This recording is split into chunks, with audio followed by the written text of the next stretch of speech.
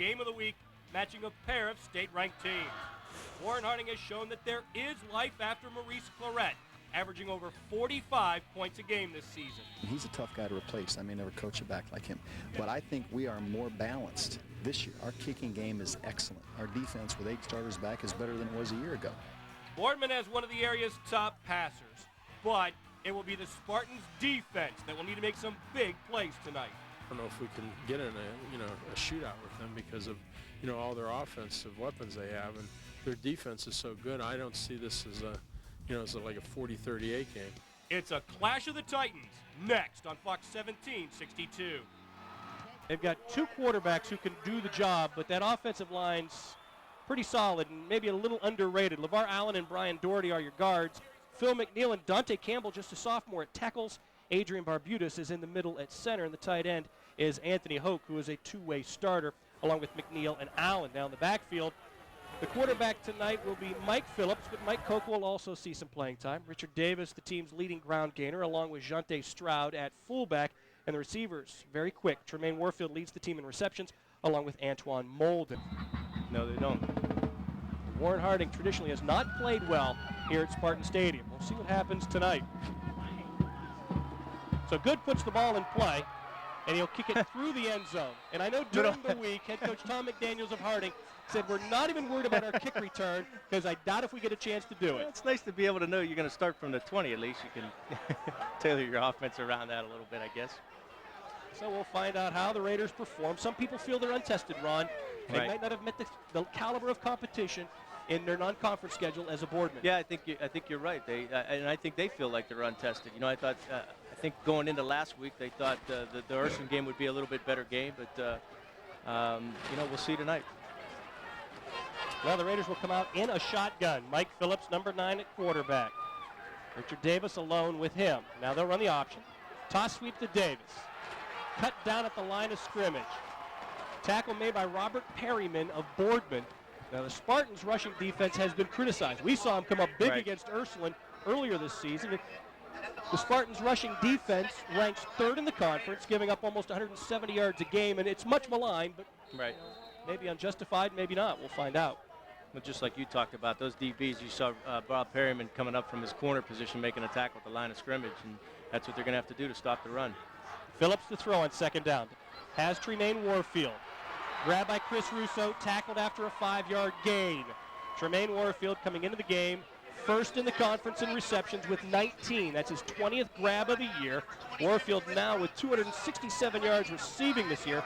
He has 3 touchdown receptions to his credit. Boy, that's a great tackle by Russo. What Harding likes to do is they try to hit those short passes and get their receivers one-on-one with the DBs, and you need that good open field tackling there if you're going to stop that.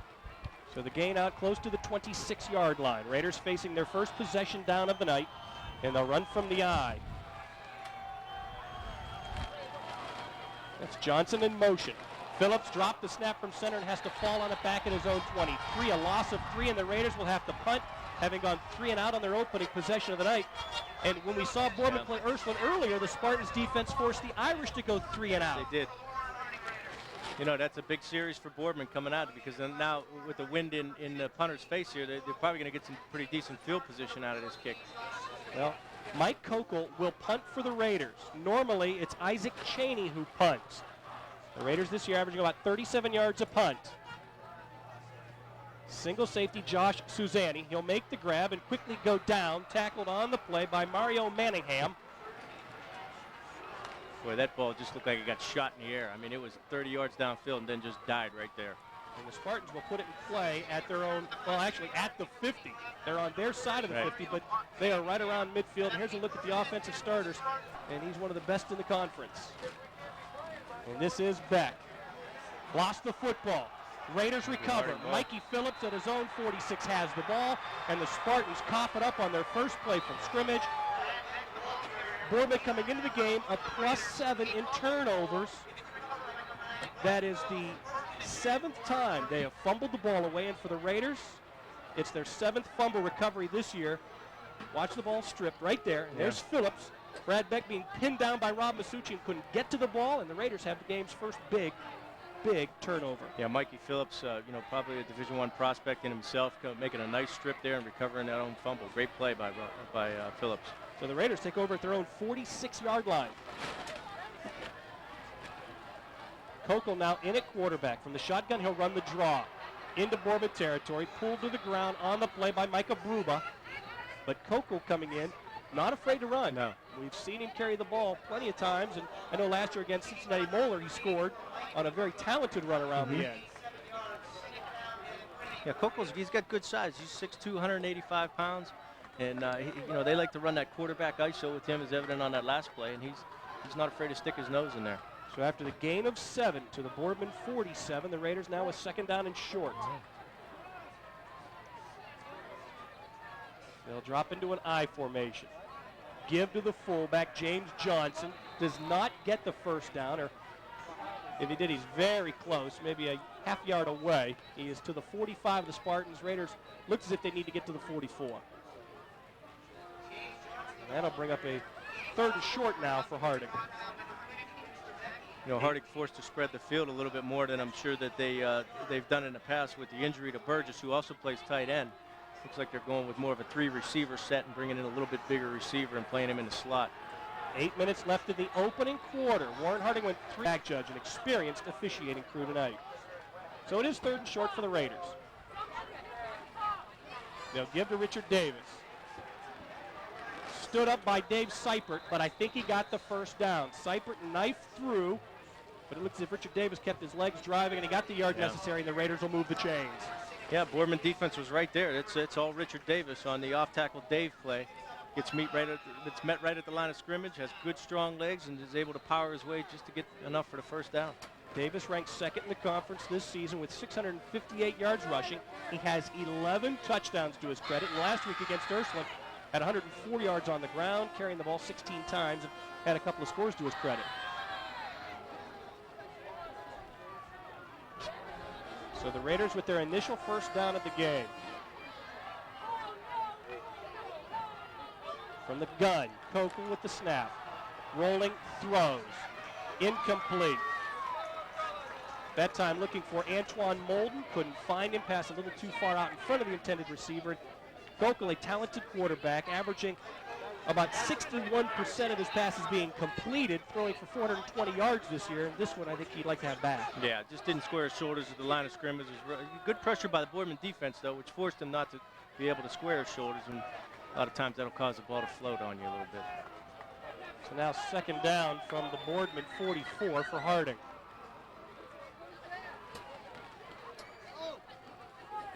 That's Anthony Hope, the tight end, lining up on the right side of the formation. Again from the gun, Kokel on the draw. Leaps over Villagrana, goes down to the 40. Tackled there by Dan Ford. Pick up a 4 for Kokel, and again, a little fearless out of your quarterback. Yeah, I mean, he's like a tailback in there. I mean, they're running some basic inside ISO plays with him, and that's, when you're able to do that, they're also able to spread the field a little bit, and Boardman's playing a little bit of a man-to-man defense, which is bringing those DBs out of the box, which gives them an extra running back in the backfield. Well, a possession down here, quite possibly. 6.5 minutes to go in the opening quarter. Warren Harding's had the ball for every play except one here in the period. Delayed handoff, Richard Davis. Will not get to the first down marker. Stopped on the play by Vince Dravecki. Gain of 2, and now the Raiders will be forced with a 4th down situation. And it looks as if they're going to punt. So Kokel to kick for the 2nd time tonight.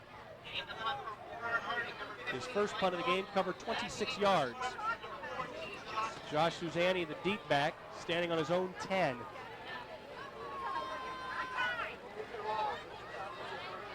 Kokel will punt, so we'll play a game of field position here. Susani will field it inside the 10, and will go down at the 10, and you've got a penalty flag down as well. And the Boardman fans aren't too happy about that. That's some good acting by Kokel there, but he did run into him. I think that was Villagrana coming off the edge, just caught the front leg of Kokel, and he spun around real nice, did a nice pirouette. We'll give him a 10 for that. Well, we'll let him. McDaniels and Warren Harding get a reprieve.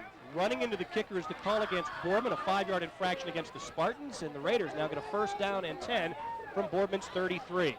Back out comes Kokel as quarterback, not punter, and he throws complete to Tremaine Warfield, and he's going to get in. Touchdown Raiders. So Harding has been given 2 advantages, a fumble that they recovered that gave him the ball right around midfield, and then a chance to come back out on the field offensively after a penalty assessed against the Spartan specialty teams, and Harding capitalizes. A great play, too. Tom McDaniel's been running that play ever since he was back in his Canton McKinley days. They want to fake to the tailback, and they send Warfield in a tight slot position on the right all the way across the field. And he's wide open there. Nice catch, good concentration. For Warfield, his 4th touchdown reception of the year. For Mike Kokel, that's his 5th touchdown pass of the season. And now it's Joe Spain on for the extra point attempt. He has scored 28 points this season.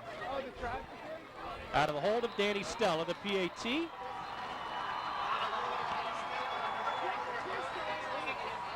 Man, the extra point fails, so with 5:36 to go, and Flaminio set to kick off now for Warren Harding. Raiders have grabbed the early advantage. Short kick. Wow. And Boardman can't do a whole heck of a lot with it. They'll get great field position. They'll begin at their own 33-yard line after Nick Petrone fell on the short kick. So the Spartans now find themselves in a hole after Warren Harding marches 54 yards in 7 plays. The Raiders' defensive front, led by Anthony Hoke. He leads the conference in sacks this season, and McNeil and Allen are 2-way starters on that front for the Raiders. Rob Masucci, very fast at strong safety. Danny Stella, the free safety. And they'll be tested tonight by Tom Zetz at his aerial attack. And Demetrius Makritis in the middle, along with Stephon Alexander and James Johnson at the linebacker position. Give first down Mike Abruba. That's number 84. You are not seeing things. He's 6'3", 2 1/4.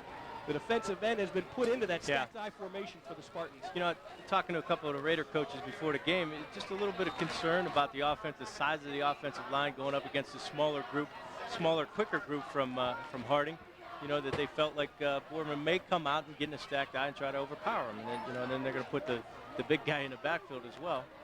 Now they're going to break it and come out in a spread formation. So a gain out to the 36. Second down for the Spartans. Zetz to throw for the first time. Pressured. He will crash and burn. Back at his own 28-yard line. And he didn't have a heck of a lot of time to look downfield. No. Phil McNeil gets credit for the sack, number 59. Yeah, just looked like just a 4-man rush by the Raiders, too. The speed makes a difference. Yeah, talking to Coach Doe, the defensive coordinator, before, said they're going to try to do some zone blitzing on him, and you saw Zetz look at one receiver. He wasn't there. So the ball actually placed down at the Spartans' 30-yard line. So it'll bring up a third down and about 15. 4:13 to go in the quarter. Boardman's taking a timeout. Spartans a little out of sync early on. And for Boardman, they've outscored their opponents 56-21 in the first quarter. And if you're going to get to Warren Harding, you got to get to him early. Yeah. They've only given up 39 points all year, right. 17 of those in the first quarter. Right. So if you're going to get to Harding, we talked about this earlier too, and especially with the rain falling, you've got to do it quick. Yep, absolutely. Always liking to playing Warren Harding like fighting Mike Tyson. You got to survive the first couple of rounds. If you can do that and hang on, then you got a shot to be in the ball game. You know, last year Boardman went to Warren and fell behind 36-0 at halftime. Rallied to make it a game, losing 43-28, but you know they're trying obviously not to allow history to repeat itself. And right now, offensively, they've been stymied, fumbling on their first play of the game, and now they're faced with a third down and about 15 from the 30.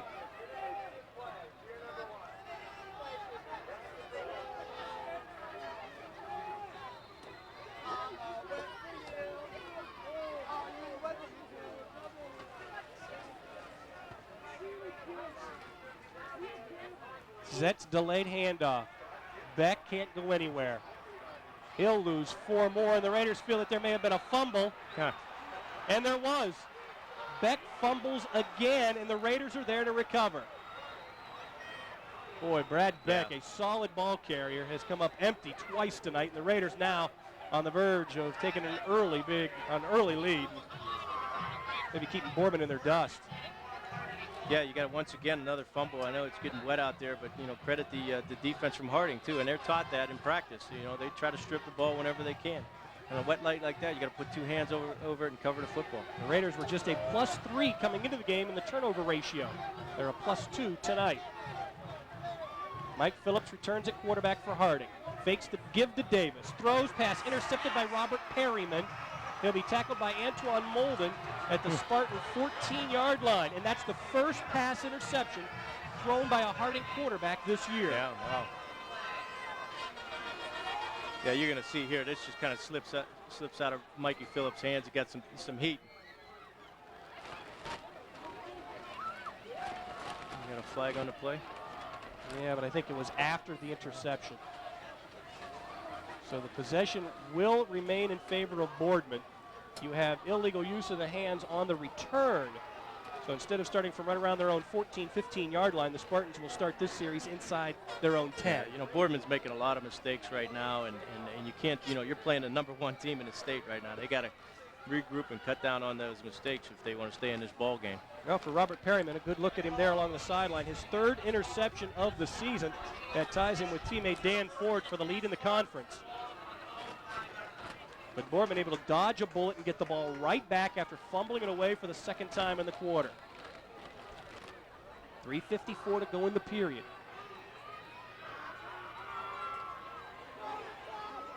From the stacked eye, Beck is the deep back in the end zone. And he'll take the handoff. Get to the 5. Tackled on the play by Andre Boomer. It's a gain of about a yard.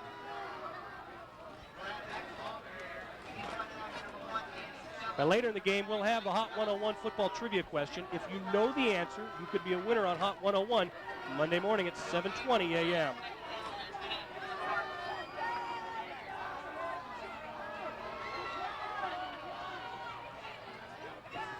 Well, the Spartans unable to move ahead on their first down play.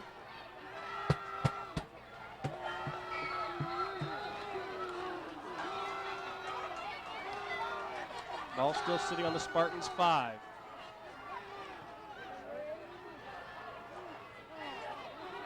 Movement by the Raiders, and it is. Phil McNeil jumped prematurely, and that'll bring about the penalty flag, and encroachment will be the call against Harding. So that's a big 5-yard mark-off against the Raiders' defense. Yeah, I know those Harding defenders are trying to use their speed. They're basically outsized, and they're trying to compensate with using some speed and trying to get off on the ball. A lot of times coaches, you hate to see that in the red zone, but they don't mind that every once in a while. When you got a quick defensive front, you can expect them guys, you want them to get off as fast as they can. Well, if there is a problem facing Warren Harding, it's been the amount of times they've been penalized this year. They've averaged 7 flags a game for about 63 yards. They go right back to Brad Beck on a 2nd and 5, and he'll hustle out close to the 13-yard line, and now it's 3rd and short for the Spartans with 2.5 minutes to go in the quarter.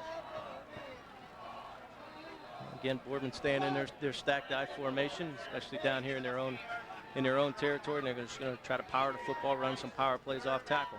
You know, do you move Zetz out of the pocket like we saw against Ursuline and allow him to make a decision of run and throw? Well, I tell you, they had a lot of success, and that's a good point, Rob. I think you might see that a little bit more once they get out of their own territory here. I mean, that night against the Irish, he had 93 yards rushing. Zetz will throw here, fires complete to Dan Klemus, and he's got the catch, and he's got the first down, and looks at the pass, might have been partially deflected. You know, and talking about that, going back to what you said about getting him out of the pocket, if he can do this, and it did get tipped there just a little bit, but if he can throw on rhythm, then they'll be okay. If he can take his three-step or 5-step drops and throw on rhythm and be able to hit his #1 or his primary receiver, then they'll be okay. If not, they're going to have to sprint him out a little bit. For Klemus, that's only his 2nd grab of the season. Zetz has already thrown for 932 yards through the first 6 games of the year. He's also got 10 touchdown passes coming into tonight's matchup. His completion here has given the Spartans a 1st and 10 on their own 25, and Zetz now will keep it, and that may have been a broken play, and Zetz will do his best to get a yard, stopped on the effort by LeVar Allen. Yeah, Boardman not known for running the option play too much. So that kind of tells me that might have been a broken play. Results in a gain of about a yard, and as we had talked about, we have 3 of the top 4 passers in the conference playing in this game. Tom Zetz trails only Darrell Clark in yardage. Kokel and Phillips actually have a better quarterback rating, though, than Zetz. So we'll see 3 good ones here tonight. Kokel's already got a touchdown pass to his credit this evening. Zetz will throw here off the play action. Steps up in the pocket. Fires, has a man, and overthrew his intended receiver. That time looking for Dan Clemus. And just like you talked about, Rob, you know, they got him out on the perimeter there a little bit. You know, Harding's trying to bring their ends upfield and contain him. Slips underneath the defensive end, gets back to the outside, and just, boy, he had number 5, Clemus, wide open down there. Just missed him. Boy, that would have been 6. Yes, that it had would have. 6 written all over it. So 57 seconds remain to be played here in the opening quarter. Boardman trying to convert off of a Raider turnover. Robert Perryman intercepted a pass. The Spartans began this series at their own 5. Possession down here. Stella off the corner with the blitz. Zetz throws complete. Nope, dropped by Micah Bruba, the tight end. Rob Masucci had coverage for the Raiders defensively, and they'll force Boardman to punt. And normally when you have 2 receivers in the same area, it's a blown assignment by one. Harding came off the edge with blitz on both sides, and Zetz did a nice job avoiding the rush. You got to make that catch when you're playing the #1 team in the state. Well, the offensive line has given Zetz some time to throw, and you're right, that's got to be caught. Would not have been a first down, but the reception still has to be made. And the Spartans forced to punt. Robbie Palma will kick it away. He's been averaging about 35.5 yards a punt this season. He'll kick it to twin safeties. Palma's effort will bounce and will be fielded by Mikey Phillips. And he is elusive. Penalty flag down. Phillips taken down by Mark Amendola. Might have a clip here. Or holding against Harding. 39 seconds to go in the quarter. Phillips made Russo miss, and a couple other guys kind of grabbing for air, but it'll come back. Raiders penalized on the play for holding.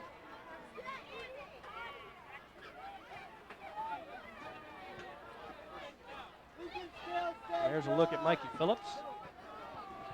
He'll give way to Mike Kokel, who will quarterback this series for Harding.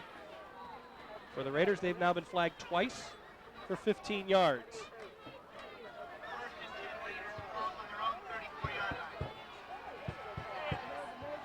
Kokel will start out in the shotgun, flanked by Stroud and Davis. Before the snap, flags. These two teams combined average about 11 penalties a game. And Warren Harding called for illegal procedure. That'll move him back 5 more.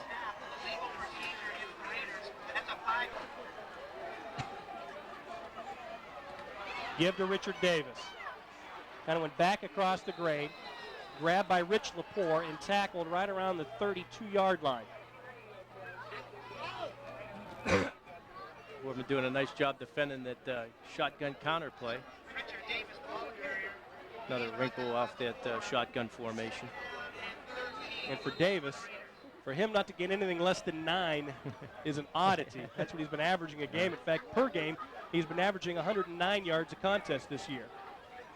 And the Raiders will not come out of the huddle. We have completed the first quarter from Spartan Stadium. Warren Harding has the early lead. The Raiders on top of Boardman by a count of 6-0. You're watching the high school football game of the week on Fox 7. So the rain continues to fall at Spartan Stadium as we start the second quarter. Warren Harding with the football. And they go to the fullback this time around, Jonte Stroud, who has 6 touchdowns this season. Not used much, but when he does get the opportunity to run, he can complement that rushing attack. A rushing attack which averages 251 yards a game on the ground. I remember Jonte Stroud when he was in 8th grade when I was coaching at Harding, and he was a good one then. He was just a junior, 203 pounds. Well, the Raiders face with 3rd down and 9 from their 36. Or actually right around the 35, and it's Kokel to throw. Couldn't find anyone there. Looked like a blown assignment. Maybe a timing route, and the receiver broke it off early. Yeah, a lot of times. Antoine Molden, I think, was the intended receiver. Yeah, a lot of times what they'll do is what they call just a read route out there. If the defender's playing a little bit off, then they're going to run a little hitch route, and I think that time the receiver and the quarterback had some different ideas on where that defensive back was playing. So Koch will back to punt. His first effort of the night covered 26 yards. His second chance was called back when he was run into. This punt will now send Suzanne back to his own 17-yard line. And Suzanne hit around the 26 by James Johnson. So the Spartans will put it in play from that spot. And it's been a defensive struggle, I think, much like these two coaches expected. Right. And I'm sure the elements are coming into play here a little bit, but you see a heck of a hit here by James Johnson. Oh. You know, I think Boardman expected it, or at least hoped for a defensive struggle tonight, because Coach Smith said earlier they can ill afford to get into a shootout. Right. Yeah, definitely plays to the advantage of Boardman here. If we go into the second half with the score, they're only down by 6 or possibly tied. So Spartans will start at their own 26. Give to Beck. He secures the football as he runs it ahead close to the 28-yard line. Minimal pickup for Brad Beck, who came into the game with 461 yards rushing and 11 touchdowns. He ranks third in the country. Zetz to roll and throw. Fires. Incomplete. Mike Phillips breaks up the pass, which was intended for Josh Suzanne. Again, they're getting Tommy Zetz out on the perimeter a little bit. He's just got to play pitch and catch once he gets out there. That's been the problem so far. They have not been able to make any kind of a connection. Zetz so far just 1 of 4 through the air for 2 yards.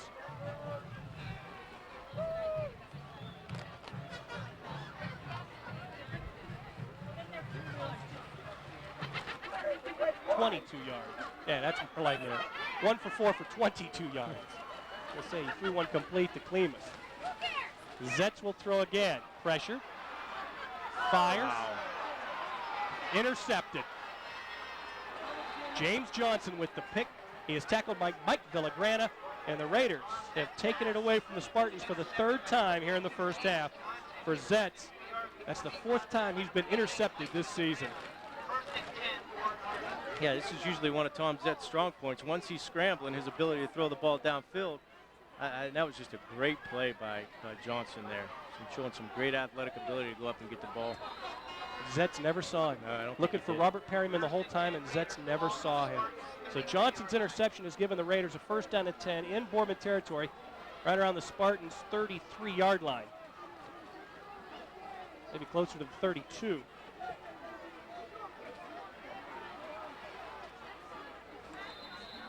First down toss to Richard Davis. Spartans do a nice job of stringing that out, though. Surprising they run a toss play into the short side of the field, which kind of aided the Boardman defense, using the sideline as a 12th defender. Richard Davis this season has rushed for 100 yards against Cardinal Mooney, Strongsville, and last week against Ursuline. In fact, in the game against Strongsville, he had 168 yards and a touchdown. Maybe the Raiders' only test so far this season.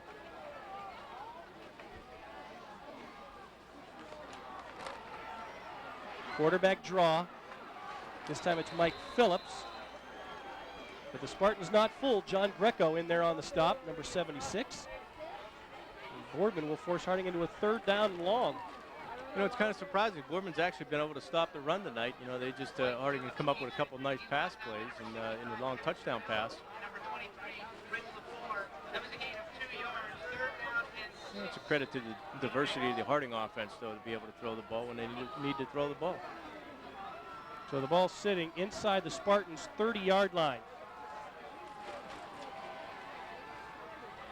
Give to the fullback, Stroud, and he is quickly tackled on the play by the safety, Kevin Weiser. And now it's a decision for head coach Tom McDaniels whether he wants to go for it or try a lengthy field goal. Forward on 4th down from the Spartans' 27. Phillips in the gun. He'll run it himself. He'll follow Masucci, but he will never get there. Great open field tackle by the Spartans, Vince Dravecki. And he has turned Harding away on downs with a super stop on Mike Phillips. Surprised by the call, Ron? Well, you know, they came out in a shotgun formation and then switched over to try to overload. They must have saw something that by doing that to try to outman him on that side. But, you know, Boardman was well prepared for it. Boy, Vince Trevecchi's made a couple of big plays. The 6-foot, 190-pound senior has stepped it up, and now the Raiders have to go play defense again. And Boardman's defense has kept them in the game, because the offense has turned it over 3 times. Brad Beck, the ball carrier, finds the going tough. Danny Stella in on the stop.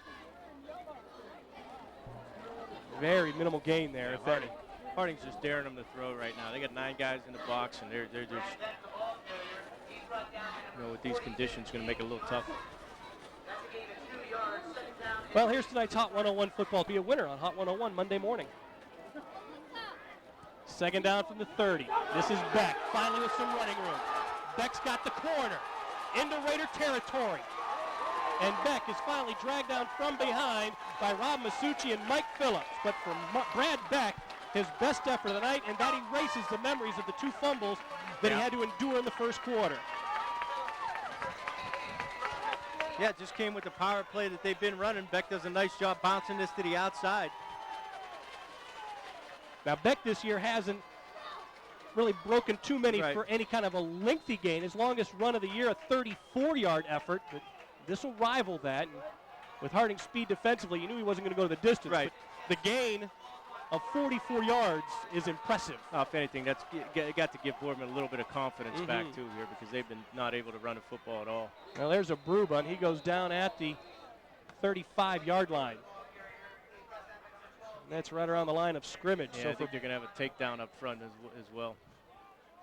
So for the Spartans, a penalty flag may have squelched some of their momentum.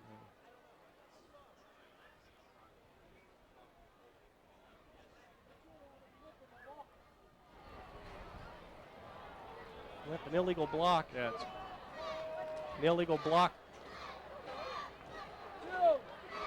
That's the call against the Spartans, and this will move it all the way back out to the 50. 15-yard penalty.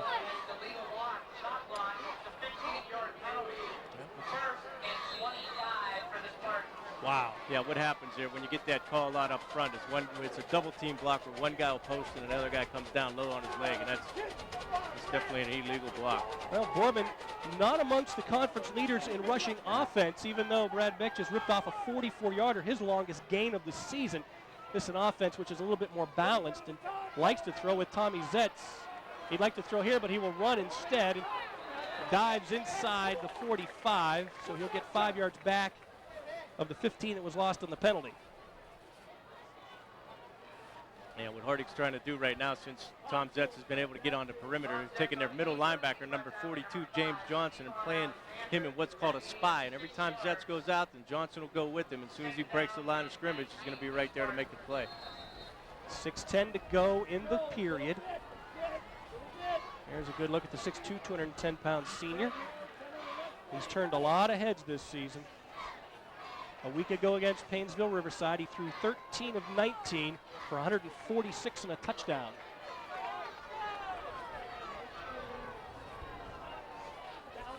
Now from the 45 of the Raiders, give to Beck. Off tackle, a couple of yards if he's lucky.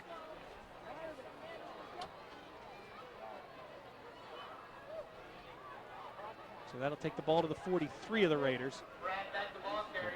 James Johnson has been all over the field this for the first quarter and a half for Warren.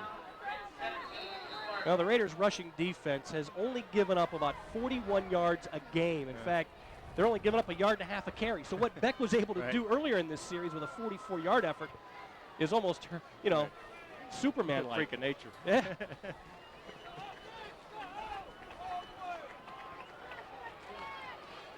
So now from inside the 44, Boardman with a 3rd and long. Zetz being pressured by Masucci. He will throw incomplete. Brad Beck never saw the football. Robert Perryman couldn't cut inside to make the grab, and the incompletion will force Boardman to punt. Yeah, Boardman went into an empty backfield set that time, and Harding went into a man under 2 deep zone. It looked like Beck was breaking free just a little bit, but quarterback was forced to get rid of it in a hurry as Harding came off the edge there. Robbie Palmer to punt. First effort of the night went for 41 yards. Mike Phillips, the single safety, awaiting the kick.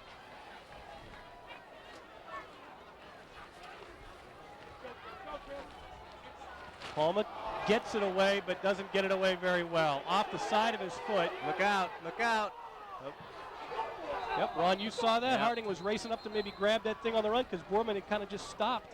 And they were watching it flounder around out there. Antoine Molden picked up the ball and then was quickly tackled right around the 41 of Harding. We saw Palmer do that against Ursuline. Yeah, he did.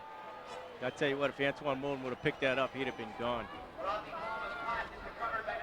Here's a look at it again. Antoine Molden picked it up, and boy, credit to Mike Doherty for hustling back and making the stop and making sure Molden couldn't return it any further than he did. So the Raiders will now set up shop 1st and 10, and they have been solid so far in the first half, yielding just one touchdown, and that was a 33-yard pass from Mike Kokel to Tremaine Warfield. Second down from the 43. Kokel slips and falls, and he will go down back and right around the 34-yard line.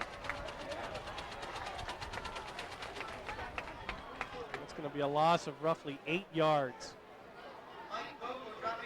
And that's where the slick weather conditions come in. Just never was able to put his back foot down. Well, I tell you, for Boardman, they're lucky. But Tremaine Warfield just ran right by his defender, was wide open, had about 5 yards on him. If he could have let that fly. So now from the 34, Raiders facing a 3rd and long. 3 minutes to go in the second quarter. Kokel then drops the snap from center and has to fall on it at the 32-yard line. So the Raiders now have to punt after self-destructing. Yeah, conditions really coming into play now. That's a slip there on a drop back and then a fumbled exchange. And the Spartans dodge a bullet. So the punt by Palma does not affect Boardman's efforts at all tonight. Now it's Mike Kokel to punt. Kokel's 3rd effort of the night. His longest punt was his most recent outing, 45 yards. Almost dropped the snap here. Suzanne will let it roll. And Harding gets a great bounce. This will go inside the 20 to right around the 18-yard line. That's where Boardman will start offensively, 1st down and 10. And that's a drastic change in field position. Yeah, Suzanne, you know, I know it's wet conditions and all that, but that's what they call hidden yardage there. You probably lost about 15 yards from where that ball hit and where it ended up. So Kokel now with back-to-back 45-yard punts. What made this one even better was there was no return.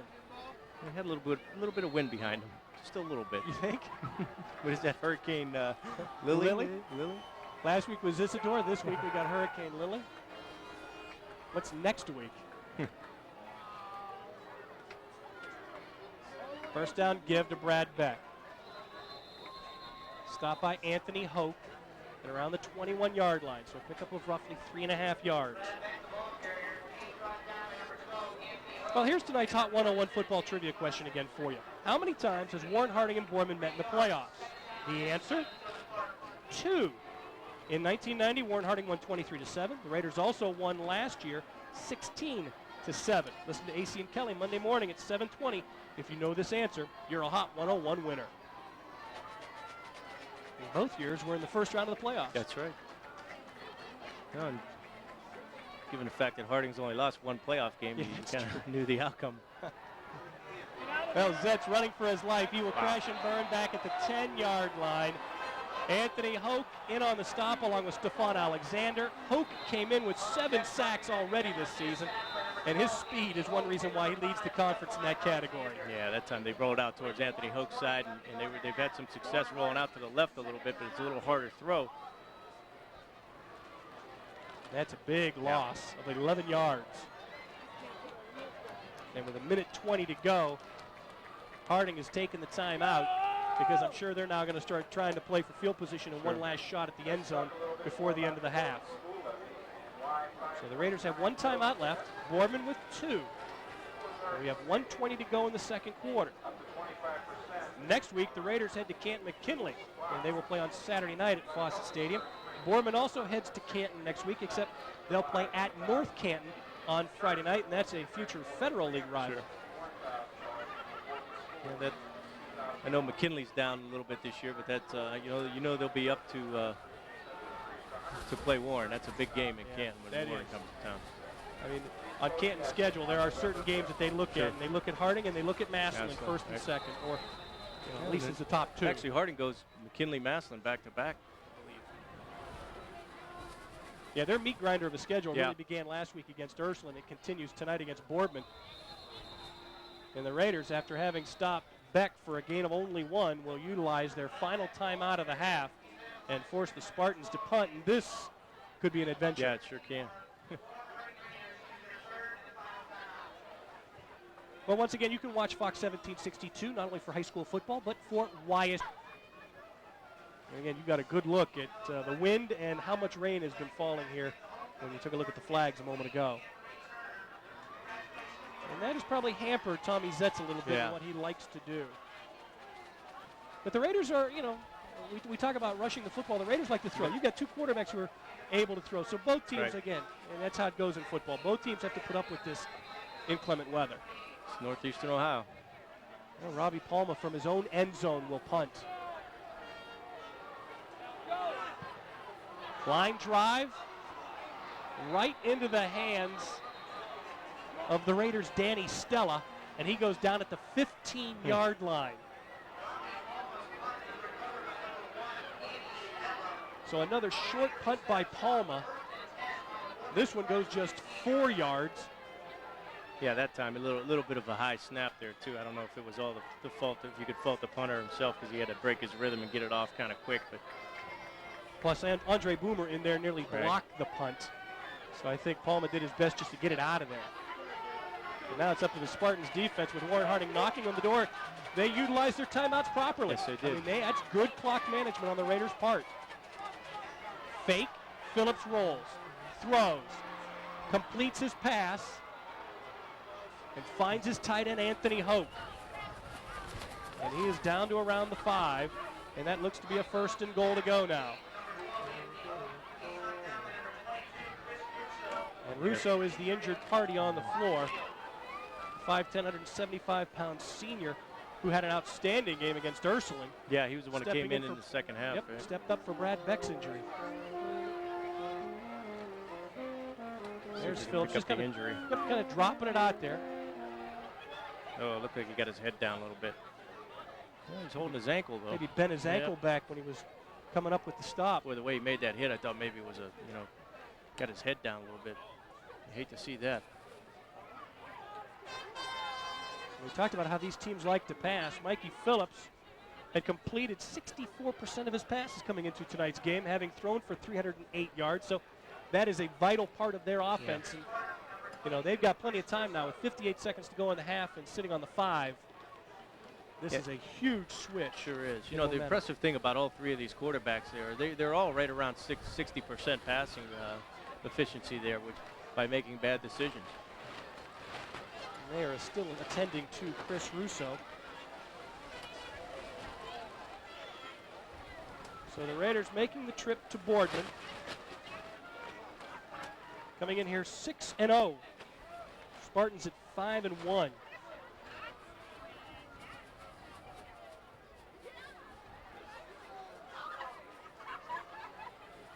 Well, 27 First News and First News at 10 on Fox 1760. We're lucky because we missed it. This week we were not so lucky. Not so lucky this week. But I think outside of the opening week of the season, we've been blessed with some pretty decent weather. Yeah, we sure have. Now Russo's going to go right to the locker room. He is up and walking. But with less than a minute to go in the half, they're going to take him in and not risk any further injury.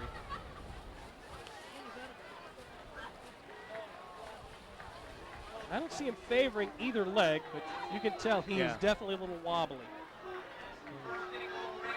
So the Raiders back at it, and a give to Richard Davis. Micah Bruba there, Dave Seipert there, and the Spartans defense does not break. Maybe bend, but does not break. Well, I think Harding's got to get on the football here pretty soon. And they do not have a timeout left. And we're down to 40 seconds to go in the half, and it's 2nd and goal. After the gain of about 1, Phillips will roll. Throw, pass deflected, intended for Hope, and it's incomplete.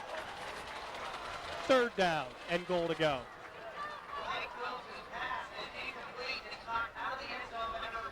Now the Raiders have primarily looked to Tremaine Warfield and Antoine Molden. They'd like to throw for a touchdown, but they were looking for the tight end there, and Dan Ford did a great job to break it up. Yeah, yes, he did. A little bit of a mismatch there, too, with the Harding guy having a definite height advantage. Well, the Spartans have the 4th-ranked passing defense in the conference, giving up about 86 yards a game through the air. They've also yielded 3 touchdown passes this season, but the Spartans have 6 interceptions. And you can add one to that, 7, and a huge defensive stand. Well, now you got to run the kickoff, the field goal team on the field here. You got 15 seconds to go. 10 seconds to go. They will attempt a field goal by Joe Spain. 5 seconds to go. This will be a 25-yarder. 1 second. Got it off. They got it off, but a bad snap. And now Stella's going to have to roll, throw for Hoke. It's incomplete, and the Spartans have dodged the bullet. Wow. So Boardman has played an outstanding game defensively. They're able to propel Harding away when the Raiders had a 1st and goal from the 5. And because Harding did not have a timeout, the Raiders unable to score as they hurry out the field goal unit. So we've reached halftime, and this is a heck of a game. It's what we expected. Watch it again. Danny Stella, the holder, just could not handle the snap. And his pass for Anthony Hoke was incomplete. And Boardman goes into the locker room down only 6. So we've reached halftime. It is Warren Harding 6, Boardman nothing. Stay tuned. We'll come back with our So the fans are kind of batting down the hatches. Just kind of waiting through halftime, getting ready for the second half. Warren Harding has a quarter of play. And Ron, that first half, even though the Raiders took a 6-0 lead, you got to feel Boardman's fairly confident about their efforts in the first 2 quarters. Oh, yeah. I'm sure the Boardman coaching staff's real pleased with the way they played defense in the first half, and I think they're probably feeling pretty fortunate to come out, be down only 6-0 here, coming in here with this, I think it's anybody's ball game right now. Now John Flaminio will kick off for Warren Harding. He'll kick to twin safeties, Josh Suzanne and Robert Perryman. Perryman returned a kickoff against Cleveland St. Ignatius earlier this year for 97 yards and a touchdown, so he is a threat to go the distance.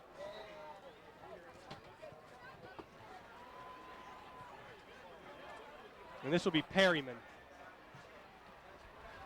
After running into his own man, he then gained some decent yardage before the Raiders. Mario Manningham makes the stop on the specialty teams, yet Boardman will put it in play 1st and 10 with a pretty decent field position right around their own 28-yard line. That's not supposed to happen. No. Mark Amendola kind of ran into Perryman. That's a good solid return, though. Anytime you get it out past the 25, you're happy.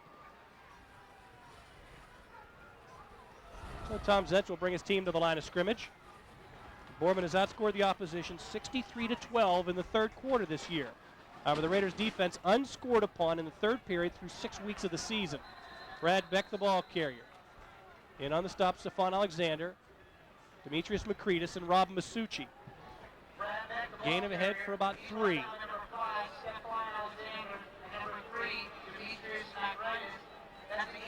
See, that's not a bad pickup for Boardman. If it can continue to get 3 or 4 yards on 1st down running the football, I think if they're a little bit patient and allow that to happen, they might be able to get some kind of a drive established. Beck now with 60 yards rushing tonight. A year ago in the regular season matchup between these two schools, Beck had 129 yards rushing and 2 touchdowns. And here he is again. Not much doing. In fact, maybe a yard if he's lucky. And it is 3rd down for the Spartans. Boardman 1 of 4 on 3rd down opportunities in the first half.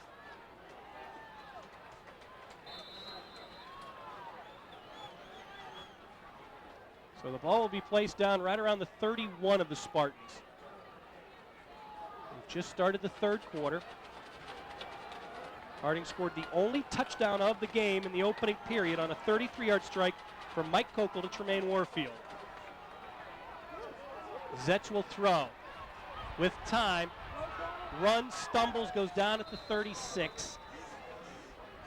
Antoine Molden, along with James Johnson, in on the stop for the Raiders, and they will force Boardman to punt it away.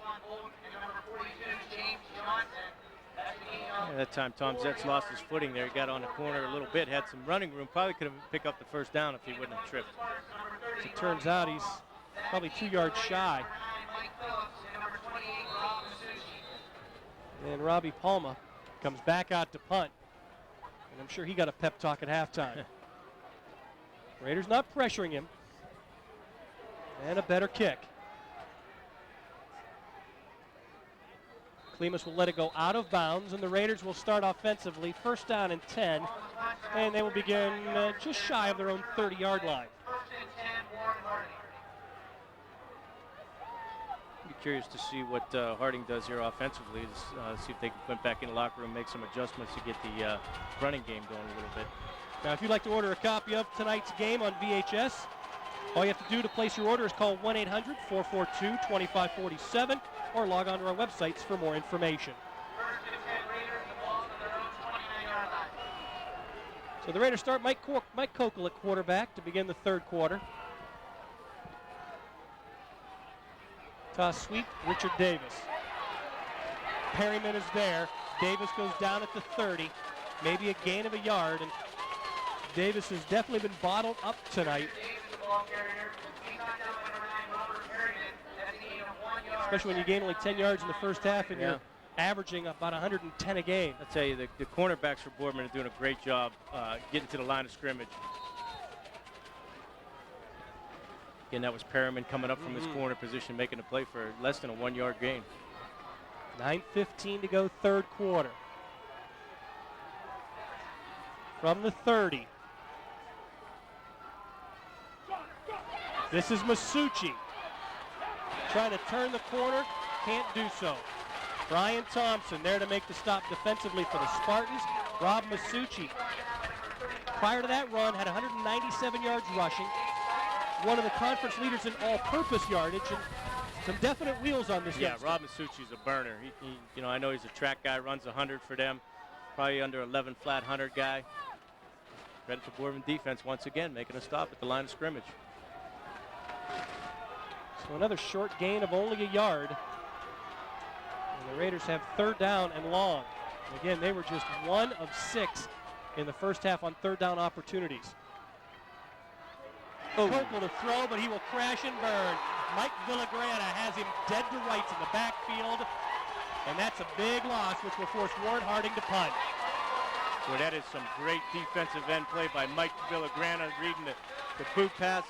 When that tailback to your side goes away, then you get right upfield. You have one responsibility to stop the boot pass, and he played that picture perfect. So Kokel will now drop back to punt it away. And each team goes 3 and out on its initial offensive series of the second half. Suzanne standing in his own 45. Kokel with a nice hanging punt that Suzanne will field right around the 42. And we'll take it ahead to the 47. 7:39 to go in the third quarter. We'll step aside. Warren Harding 6, Boardman nothing. This is the high school football game of the week on Fox 1762. To have the momentum at this stage, they'll start from their own 47. Give to Abruba. Nothing doing. Neither defense is yielding a whole heck of a lot tonight. And it may be the defense that has to score for one of these two teams. Yeah, certainly. There's not much running going on down. And there's a look. Harding has the best overall defense in the Steel Valley Conference, giving up 101.5 yards a game. Boardman third in the conference in total defense. So you've got two of the best in the conference going at it head-to-head tonight. After the gain of only 1, it's now second down from the Spartan 48. And Zetz will take a timeout. 6:57 to go in the third period. Play has been stopped, and we'll step aside. Boardman trying to tie the game, or at least pull a little bit closer. and maybe even take the lead. We'll find out what happens on this series when we continue with our coverage of high school football on Fox 17. So off the timeout, Tom Zetz will look to throw, pumps, pressured, given some time, now in trouble, and will crash and burn. Rob Masucci will get credit for the stop, and the Raiders did a nice job in the secondary to cover up anything Zetz was looking for. Yeah, it took the words right out of my mouth, Rob. I was going to say, great job by the Warren secondary, forcing Zetz to scramble. The problem was he scrambled to the right side, and all his receivers were on the left side there. So he had no choice but to tuck the ball away. And I think at that stage right there, you can tell that you're right, Ron. He had already given up the option of throwing the ball. That results in a loss. Back to the 46.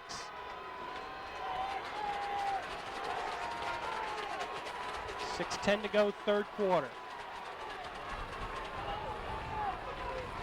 3rd and 11 for the Spartans. Klimas in motion. Zetz from the gun. Fires. Pass deflected. Again off the hands of Klimas and incomplete. And Boardman will punt.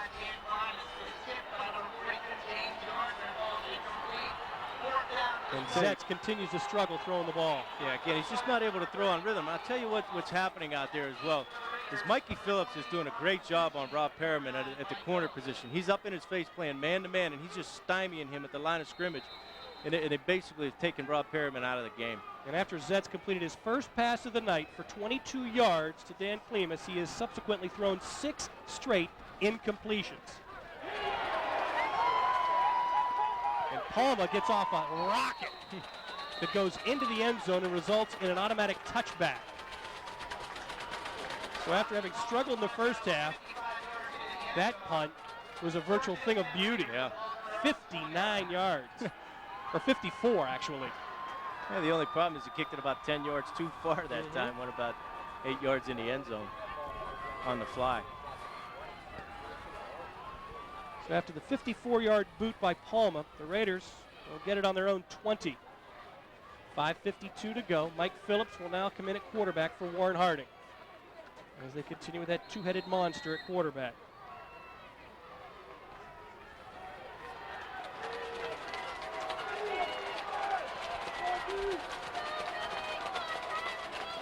From the stacked die, give to Richard Davis. Abruba, Perryman, Seifert there to stop him at the line of scrimmage. Well, that's something different. Harding comes out in a stack eye on the 20-yard line. Normally they use that formation in the red zone. I'm thinking maybe they need to bring some more guys in the box to help block. Probably a good idea here, but just Boardman not having any of that either. Is that a matter of frustration with your rushing game that you go to this? Yeah, I think you know, it's brought on by the Boardman defense. I mean, they're just loading up in the box, and when there's that many guys there, you need to bring, if you're going to run the football, you need to bring more guys into the box. Because when they're spreading the field, they're only taking 1 or 2 guys out, and everybody else is in there. They just have them outmanned all over the field. Illegal procedure, the call against Warren Harding. That'll march him back to right around the 15, 16-yard line. And the only problem when you're doing that is you get caught in a 2nd and long situation, and you know that offense isn't designed basically to get your 10, 12 yards or you know anything more than that a pop. So from just shy of the 16, the Raiders will line up. Give DeJounte Stroud. Mike Villagrana has him wrapped up. Stroud then fumbled the football and Boardman recovers. Coming out of the pack with the ball, John Greco, 6'5", 285-pound senior, and the Spartans have taken one away from Warren Harding, and now they're in position to possibly tie and maybe take the lead. Yeah, that's big there, too. If anything, it puts them in field goal position as well. Let's see if we can find the ball coming out. Villagrana maybe stripped it loose. There's the late struggle for the ball.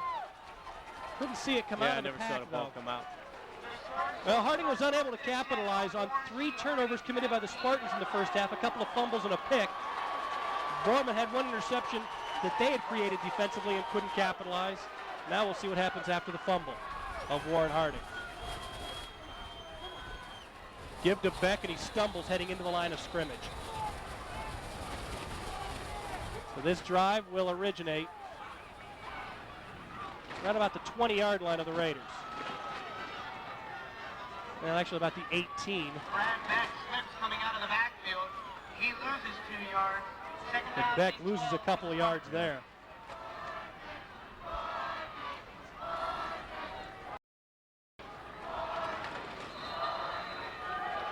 Keep in mind, Warren Harding has been unscored upon in the third quarter all year.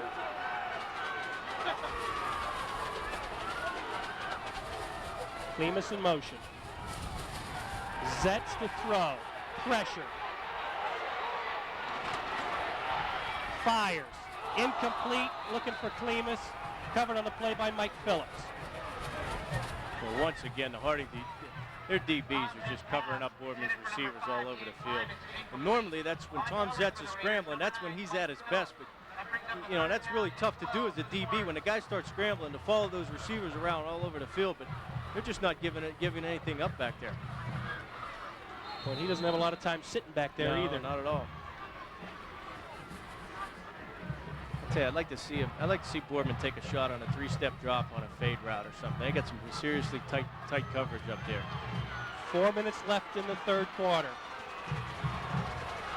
From the 20 of Warren Harding. Boardman facing 3rd and long.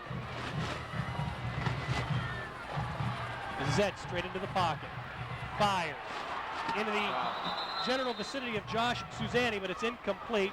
Zetts overthrew him at about the 2. Yeah, Suzanne had a step on him there too. Zetts just missed him just a bit outside. And head coach Gary Smith of Boardman has decided to try for 3 and get something out of this attempt in the red zone. He had time. Yeah, once again, you know, they just had him. Suzanne had a step on the defender. So the field goal attempt by Andrew Good. Number 6, Andrew Good. He'll attempt a 38. Well, roughly be about 37 yards. Can't do that. Oh boy. What a breakdown there. Yeah, Kenny Brown was lined up at the split end position on the extra point. Ran on the field late. He's 6'3", 235. So that is illegal substitution. Boy, that's a huge mark-off. 5-yard mark-off. But it takes the ball back and makes us a 42-yard field goal from Andrew Good. Still in Andrew Good's range, but are they taking this back 10? No, they're going to take it back 5. Should be at the 25. That's where the snap will originate from. 5-yard penalty. And that means Good will attempt this one from the 32-yard line. Out of the hold of Suzanne. Good to cut the Spartans' deficit in half. He's got the distance, but he missed it. A little off to the right. And much like Boardman did in the first half, Harding dodges a bullet. he did. Andrew Good's kick sails wide right. So Warren Harding survives a scare. And the turnover does not come back to haunt them. And the Raiders will begin now from the 20. Well, we knew Good had the distance. Looked like it just missed to the right. And these aren't the tallest goalposts in the world. And there have been controversial kicks here before. Yeah. Some good, some not so good. So the Raiders maintain a 6-0 lead with 3:48 to go in the third quarter. Keep in mind the Raiders came into the game averaging 45 points a game. Not tonight. And they'll go back to the ground. They've had marginal success. This is James Johnson, the fullback, with a first down carry. Number 42, James Johnson, the ball carrier. Well, that time they came out in one-back formation, spread the field with 2 receivers on each side, tried to spread them out. And once again, just Boardman's not bringing those guys outside the box. So if they're going to spread the field like that, they got to take a shot throwing it. Do you not want to throw the ball? Well, you know, I think the weather starts to play in your mind a little bit once you start to get some. You know, you had that interception deep in in the red zone back there. It is now 2nd and 8 after the 2-yard pickup by Johnson. And he goes in motion behind the line of scrimmage. Toss sweep, Richard Davis. He'll get it up close to the 25. Zetz is in there defensively. Villagrana also chased down the ball carrier. Richard Davis, the ball carrier. He's knocked down I thought I saw Zetz go in the game. Well, that was an excellent play from a corner position. Fought off the block here and made the tackle. 3 yards, 3rd down and 5 for the Raiders. Stuck his nose right in there, didn't he? After the gain of 3, it's now 3rd down for Harding from their own 25. Coach McDaniels there on the left. Matt Richardson right in the middle, of former YSU standout. Played his high school ball at Warren Kennedy.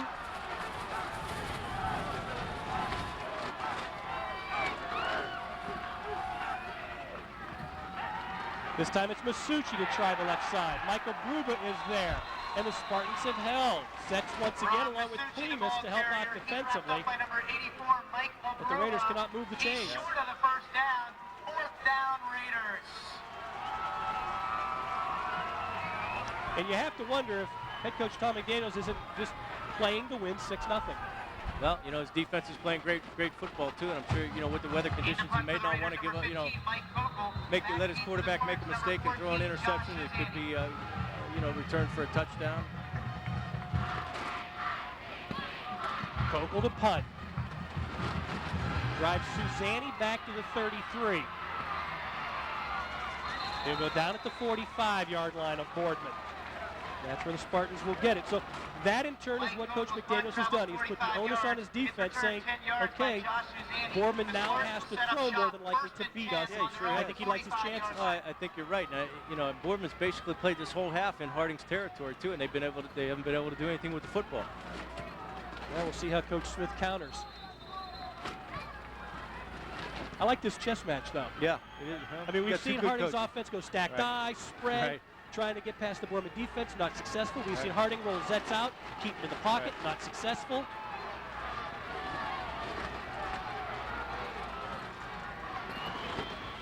They'll go to the ground. Brad Beck bounces up a couple of tacklers and takes it ahead into Raider territory to the Harding 45-yard line, and that looks to be good enough for a 1st down. You know, Brad Beck, the ball carrier. Rob, that's what's got to happen. Somebody on the Boardman side or on the Harding side is going to have to step up and make a great play. Break some tackles at the line of scrimmage.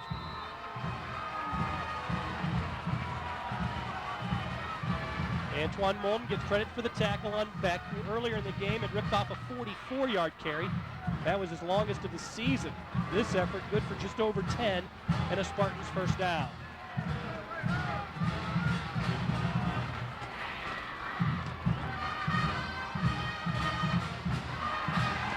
Zetz to throw. Looking for Susani. Incomplete. Well covered by Mike Phillips, and Phillips on an offensive pass interference. He might have had a gripe. Yeah, he did have an argument, but boy, I was waiting for that from Boardman. The way Mikey Phillips has been playing a receiver in a tight man-to-man coverage, and he does a great job, and that's why he's a Division I prospect right there. Because I tell you, Harding, talk to the defensive coaches, and they say, you know, they haven't had a cover guy like him in a long time. Well, look at that coverage, step for step, and in fact, he had a better shot at the ball than Susani.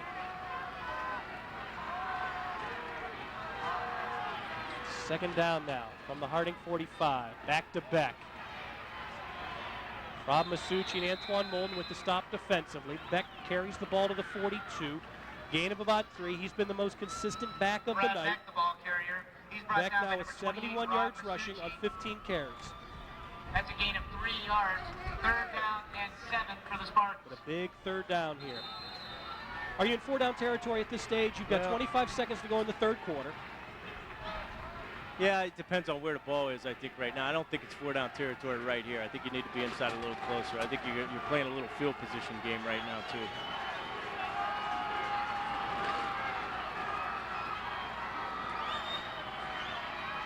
Zetz will throw. Masucci in backfield. Zetz will crash and burn. Rob Masucci came knifing through and gets credit for the sack. A huge play by the blood deed, and that's one reason why Coach McDaniels is leading 6-0. Absolutely. Again, 3rd down and long, and Harding's coming off the edge. They send the corner, Masucci back to the blind side of Zetz. Never sees him coming until he gets there. At the end of 3, the score, the Warren Harding Raiders 6. And that is the close of the 3rd quarter. Harding continues to protect its 1 touchdown advantage as Rob Masucci closes out the period with a huge sack of Tom Zetz. Let's now send it back to the studio. It's 6-0 here at Spartan Stadium with Warren Harding on top of Boardman. Let's check in with Ryan Allison for tonight's 2-minute drill. Quarter starts with a punt, and Palma's kick rolls right down the middle of the field. No return, and thanks to the bounce, Harding will start right around their own 21-yard line. So a punt which could have had disaster written all over it turns into a benefit for the Spartans. Yeah, he's lucky that ball rolled down to the 20-yard line. That could have been another 5-yard punt. So the Raiders will start with the ball here in the fourth quarter, having scored the only touchdown of the game in the opening period. Both teams have had their chances, but neither team has been able to convert.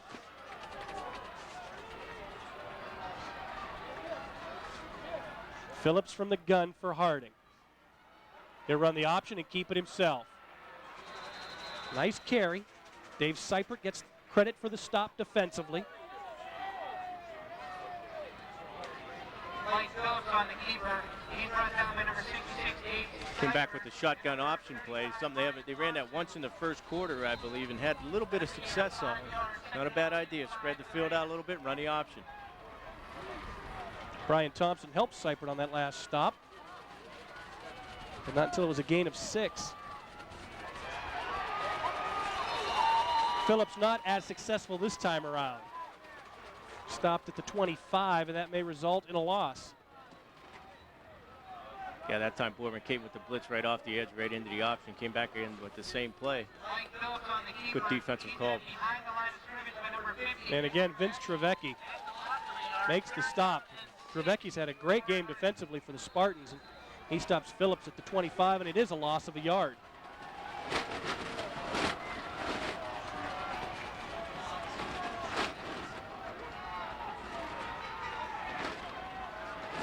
Phillips will throw to Warfield. Pass a little high, and Warfield can't come down with it. Incompletion will force the Raiders to punt. Well, Tremaine Warfield usually pretty sure-handed. I think he mistimed his jump there. The ball was just a little bit too high. That's catchable, though. Yeah, normally he comes up with that play. And with a name like Warfield, you have to. You have to have hands. You can see where the ball sailed on Phillips just a bit. That hurt Warfield's concentration, and now Kokel to punt. No pressure. Suzanne will let it go, and it will roll out of bounds at the 48-yard line of the Spartans. So Boardman will have good field position. 10:36 to go in the game. Spartans trail 6-0.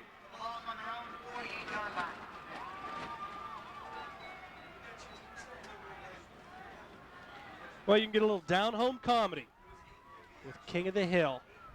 Down-home comedy. The Iarussi household or King of the Hill? Oh, yeah. First down give to Brad Beck. Hops over the 50 into Raider territory. And he is stopped right around the 47. Good gain of 5 yards on first down.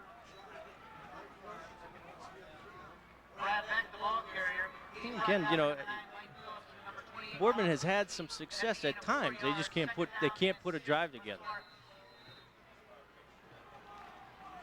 It's almost as if the Raiders see you do it once, right. You try it again, and they're smart enough to make those adjustments.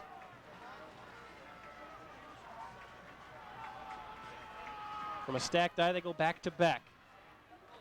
Backs his way inside the 45 to the 44, short of the first down, however. And now it's third down. So that's what you're talking about. A couple of good plays, but you're still stuck in a third down situation.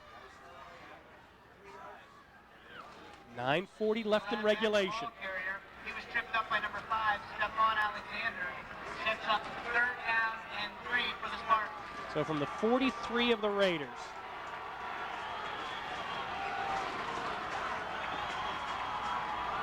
Just inside the 44. Beck looking for first down yardage, will not get there.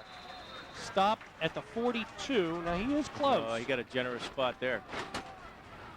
I don't think he got it. Beck thinks he does. I don't think he got the first down. No, they're going to have to bring out the chains. That's what I thought. So they've stopped the clock with 9:18 to go for a measurement because of this run by Brad Beck, which got him close enough to the first down. We'll find out if he got the necessary yardage or not. And our coverage of high school football returns. Well, the Spartans got just enough for their second first down of the second half. Harding's offense has no first downs here in the second half. And they go back to back. He is the workhorse. We saw that earlier on one of the stats that we showed. He's carried the ball more than any other rusher among the top 5 in the conference, and he is their bread and butter. Brad Beck, the ball carrier.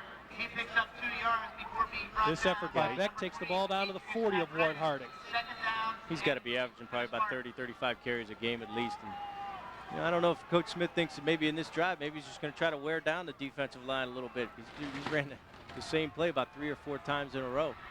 Well, he's only a touchdown behind, and there's 8.5 minutes to go in the game, so there's no reason to hurry. Second down now. After the gain of 2 by Beck, Zetz will throw. Fire. Complete. Got his tight end, Villagrana. Tackled by Andrew Molden, but it's a first down for the Spartans. They put together back-to-back first downs on this drive for the first time in the second half. Yeah, great job there by Zetz and Villagrana there. Come off the power fake play action. Send the tight end on about a 12 to 15-yard out route. Again, good coverage, but a great catch by Villagrana. He is the 3rd leading receiver in the conference. That was his 17th grab of the season. And for Zetz, only his 2nd completion in 11 attempts tonight. Back to back. Not much doing. Takes the ball to the 20. So after the pass completion of 18 yards, the Spartans go back to the ground. Second down and 8 for the Spartans. The ball's on Warren G. Harding's 20-yard line. And back to the same play. For some reason, they really like this right side of the Spartan line, and they've had a little bit of success running the power play to the right.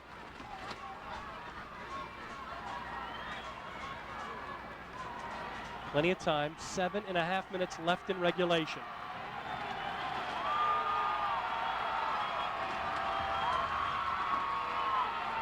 Stacked eye. Fake to Beck. Zetz rolling. Throws over the middle. Beck is there. Caught it. Touchdown Boardman. For Brad Beck, his first touchdown reception of the season. It's his 12th touchdown overall. And for Tommy Zetz, his 11th touchdown pass of the year. And this was a well-designed play. Absolutely. What a great call. Came back with the power play fake and rolled out to the left, and what they did was just set the tailback Beck right down the sidelines, and nobody picked him up from Harding out of the backfield. He was wide open. And now the all-important extra point by Andrew Good. Good 23 of 26 on PATs this year. Oh, my. Out of the hold of Suzanne, who cannot handle it. And now Good's going to be downed, and the Raiders all they have to do is fall on it. Instead, the Spartans, Nick Patron falls on it, but the point after fails, and the game is tied at 6. 7:14 to go in regulation, and we are all even at 6. Yeah, another high snap. Good job by Coco to bring it down. Get his feet set. Nice delivery there.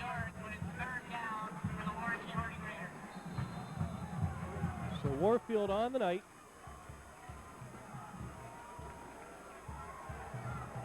Now with 4 receptions.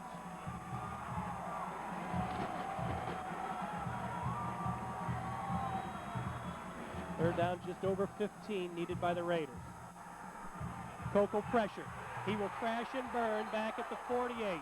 Mike Villagrana gets credit for the sack, helping out Dave Seipert, and now the Raiders have a big 4th down decision to make.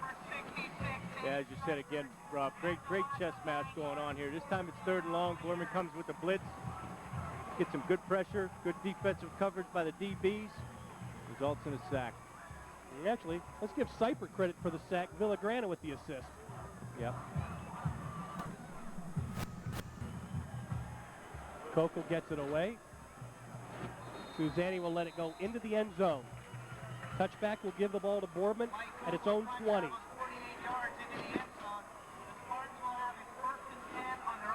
4:25 to go in the 4th quarter. We're even at 6. I'll tell you what, Rob. I think Boardman's got to put together a little bit of a drive. They go They go 3 and out here, and they're forced to punt again with the results of the punting team the last couple times. Now, these two teams have both been in tight games because Warren Harding pulled one out against Strongsville with 17 seconds to go to win 28-21. And the Spartans, having already lost a game this year, know what it's like to be behind in the fourth quarter.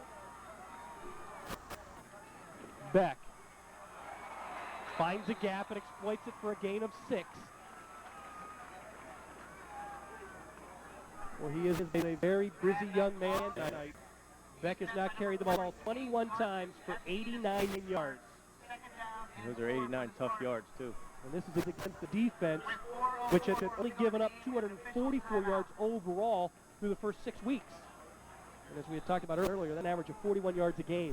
So he has doubled that. And the Spartans slowed by an injury here. Joe Michael going to come off the field.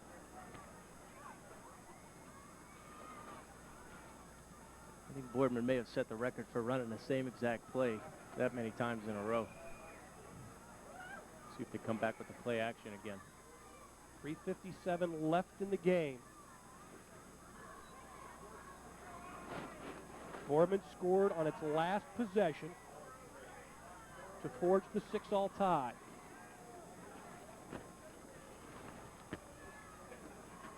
Looks like the rain may have died down a little bit here at Spartan Stadium, but the wind has continued to whip around here all night.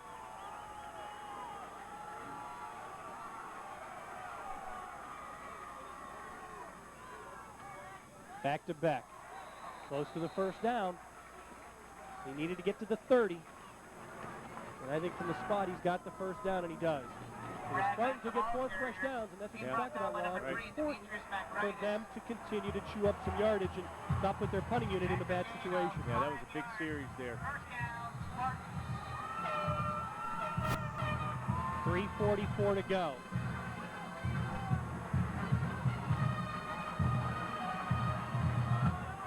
Now the Spartans are going into the wind here. Wow. So that could disrupt any kind of a field goal attempt or maybe even the passing game, which we've talked about tonight. So the Boardman Spartans stay on the ground, and again it's Brad Beck. Ahead to the 33-yard line. 3:15 to go in the game. That was a gain of 3 yards. Second down and 7 for the Spartans. Ron, do you play Absolutely. for overtime? Absolutely. When you got the ball in this position right here, and the way you've been punting the football, I think you get yourself in a 3rd and long situation. You could be in big trouble. Back to Beck. Unable to break one here. Danny Stella with the tackle defensively for the Raiders. Beck ahead, close to the 38-yard line. So it's 3rd and short for the Spartans offensively. The ball carrier. He's met by number 1. 2.5 minutes to go in regulation. That's a gain of 4 yards. Boardman has 2 timeouts left. The Raiders have their full allotment of 3.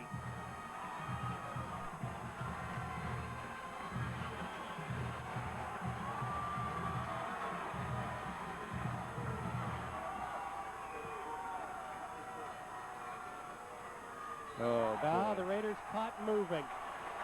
Jumping into the neutral zone, Tony Pasquale.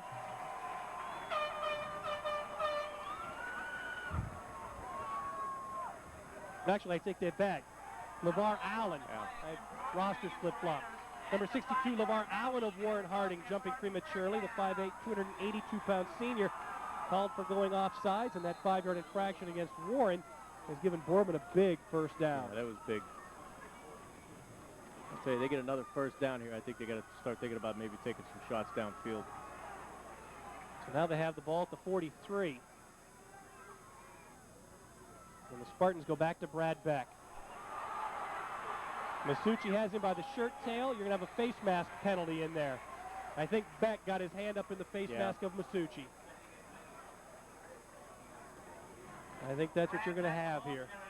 Boy, that'll be costly for Boardman. But there is a flag on the play. Yep.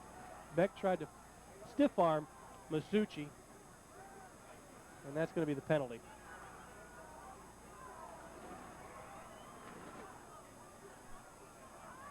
Nonetheless, it stops the clock with 1:45 to go in the fourth quarter as the officials Yeah. talk with Danny Stella, and that is our call. It is offensive face masking against Brad Beck, and it's a good call. Beck had gotten the ball to the 50. See if we can catch it here. I know we can. There it is right there. Oh, wait a minute. There it is right there. And that's what they got him for. Yep. You can clearly see Masucci's head turned when Beck came up with the stiff arm.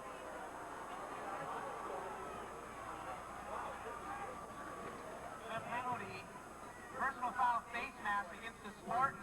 That's a 15-yard penalty from the spot of the foul. So the penalty will take the ball back to Boardman's 35. It's not incidental. It's a 15-yard walk-off against the Spartans. And that will make it first down and first down and 18 First down and 18 from the Spartans. 35. 1:25 now to go in the fourth quarter.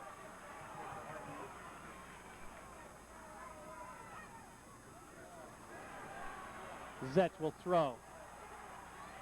Klimas, the intended receiver. Molden had coverage for Harding. Long sense pass intended for number 5. The problem with that is now it stops the clock and you got the ball deep in your own territory. I'm a little surprised. Yeah. You know, I thought once they got the ball past midfield, Right. like you had talked about, they take a couple of shots at the end zone. But now having been pushed back following the face mask penalty, I figured they just would chew up the final minute and a half. So the incompletion brings up a second down and 18 from the Spartans' 35-yard line.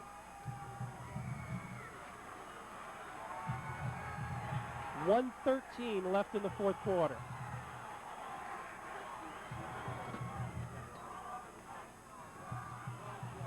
Beck on the delay. Now, if you're Nowhere Harding, to I think run. you call time out here. McNeil gets credit for the tackle Yep, there you defensively. go. And you called it. Raiders will stop the clock with 1:04 to go in the fourth quarter, having forced Boardman into third and long. Now tomorrow, YSU football. Pressure here.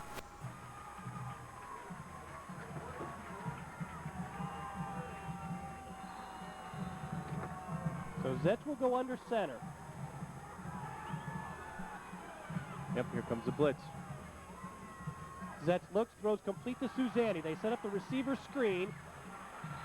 However, Rob Masucci quickly diffused that with a great open field tackle. And now Warren Harding will force Boardman to punt. 56 seconds to go. The Raiders will use one of its remaining 2 timeouts. Well, this could be an adventure. And now it's up to Robbie Palma to boot it out of there for the Spartans. Yeah, I thought that was a good call there. You know, I kind of figured Harding would come with some pressure there. Screen's a good call in that situation. Just a great job. I think that was Masucci came up and made the play. So there's a look from the end zone. Robbie Palma to punt. This will be his 7th punt of the night. His longest effort covered 54 yards. His shortest 4 yards. I'm sure they'd be happy with somewhere in the middle there. Yeah. So the Raiders are rolling the dice, and they'll see if they can't force Palma into another bad punt. Rob Masucci, a threat to take it back. Thaddeus Walker also set to return the punt of Palma. He has time, and he gets it away. Uh-oh. And they're going to say that he was run into. Now let's see if it's running into the kicker, if it's Roughing the kicker. Roughing the kicker, yeah. You know, Harding got the benefit of a call like that Yeah, he earlier did. in the game when Coco was run into, and it resulted in a 5-yard penalty. I give Robbie Palma credit because he may have gone to a school of acting for this one. And a lot of people felt Coco kind of got away with one earlier in the Yeah. game. This could be the call of the game here. Is it 15 or 5? Well, the Spartans needed 15 yards for a first down.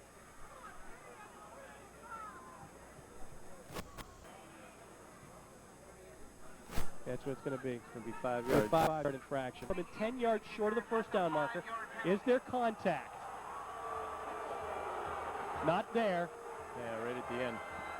Right at the end, right? Right at the end, yep. There.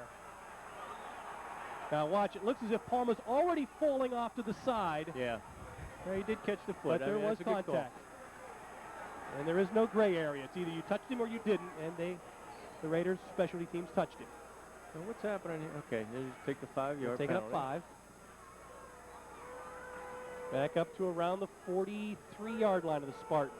And Palma will have to kick again. Accept the penalty. It'll be 4th and So 10. Walker and Masucci now drift back to their own 30-yard line, awaiting Palma's effort. 48 seconds left in regulation. I don't think they come for him here. And they don't. No. They'll let Palma kick it away. Uh-oh. Good effort, fumbled by Masucci, who fell on it. Boardman thinks they've got it. Boardman's Spartans got have it. Coming out of the pack is Kevin Weiser. Weiser with a fumble recovery. 38 seconds left, and the Spartans have a chance. So Masucci unable to handle the punt. And now it's up to the Blood D to force overtime. Well, There's a look at Masucci the almost got it scramble. back, yeah. That ball might have changed hands 6 times in that pile. Yep. So the Spartans will get the football at the Raider 35. Well, you better hurry up. You're going to get a delay of game call here. Well, mistakes have plagued both of these teams tonight. 1st and 10 Spartans. The ball's on the Warren G. Harding 36-yard line. Neither team has really been able to capitalize on the turnovers is. committed. You're right. So that is the call. Boardman has 2 timeouts left. Yeah. And just 38 seconds left to play. So they don't burn a timeout. Instead, they lose 5 yards. That's going to take it back to the Warren 40. No, with this wind, I would say they got to get it down around at least the 15-yard line. Yeah, because the wind Right. is in the face of the Boardman Spartans. Zetz to throw. Has some time. Now pressure. Zetz will crash and burn all the way back at his own 45-yard line, and that will force overtime. Yeah. So the Raiders come up with a huge sack of Tom Zetz.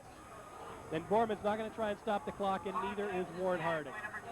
Here's a look at it again. That's a loss of 16 yards on the play. Just nowhere to throw. No. Great job downfield by the DBs from Harding. Anthony Hoke. Yeah, you can't. You're not going to get away from that pressure. Nope. Anthony Hoke with the sack. It's his 8th of the year, and we have completed regulation. We go to overtime at Spartan Stadium. It is Warren Harding 6 and Boardman 6. We'll come back with the extra session here on Fox 1762. Warren Harding and Boardman play through 4 quarters, even at 6. We go to overtime. In the extra session, each team will get 1 possession offensively from the opposition's 20-yard line. You have 4 downs to gain the necessary 10 for a first down or score. Touchdown, field goal. Then the other team afterwards will get their possession to duplicate the process. It's almost like baseball with an inning. You have the visiting team and then the home team, top and bottom half of the inning. The coin toss is very important Very in overtime. We talked about this 2 weeks ago in the overtime matchup out of the Trumbull Athletic Conference between Hubbard and Liberty. Yep. You'd like to have the ball second. Absolutely. Yeah, you want to give the opposition the ball first, give them their down, see what they do. If they come away with a field goal, you got a shot at a touchdown, but you know in the back of your mind that a field goal ties it. If they don't score, then you're thinking play for the field goal. And each team has a solid field goal kicker. Joe Spain kicks for Warren Harding, Andrew Good for the Boardman Spartans. But each team has attempted field goals tonight and have failed. Warren Harding tried one near the end of the first half and missed on a bad snap, and Andrew Good missed on a 42-yard effort off to the right. Be interesting to see which side we're going to play this at here. Play the That's- north end, you got the wind behind you. That's the other question, Yeah. too. Do you want the wind at your back? And I'm sure you would like the wind at your back. Yeah. So we're probably going to end up going to the north of Lake. And they go to Beck, the workhorse. Nice inside down to the 13-yard line.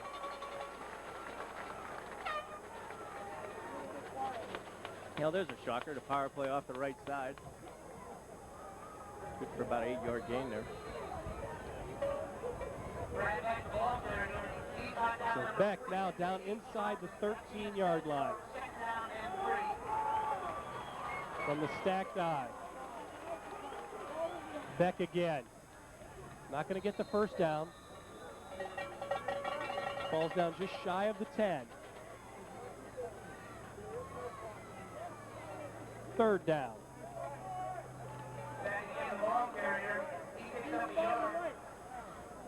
We've seen this a lot tonight. Yep. Good first down yardage, minimal second down yardage, into a possession down. Right, absolutely. We've got more third and 2. Spartans in the second half, 1 of 7 on third down conversions. In the game, just 2 of 11 on third down opportunities.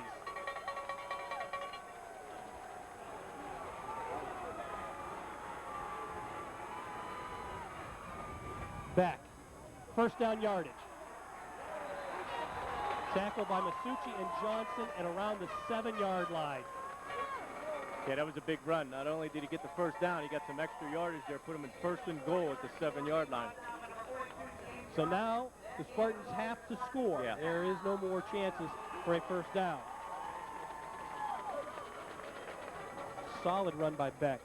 And give him credit for overcoming 2 early fumbles and not really allowing himself to get down. And he rallied emotionally, and he has been a big force for the Spartans.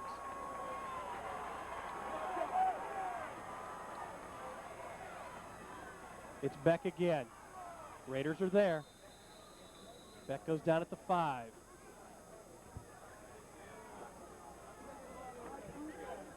Phil McNeil, James Johnson. Second down and goal to go now for Boardman.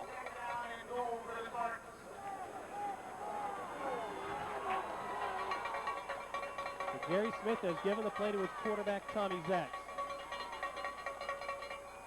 Klimas will come in to replace Suzanne.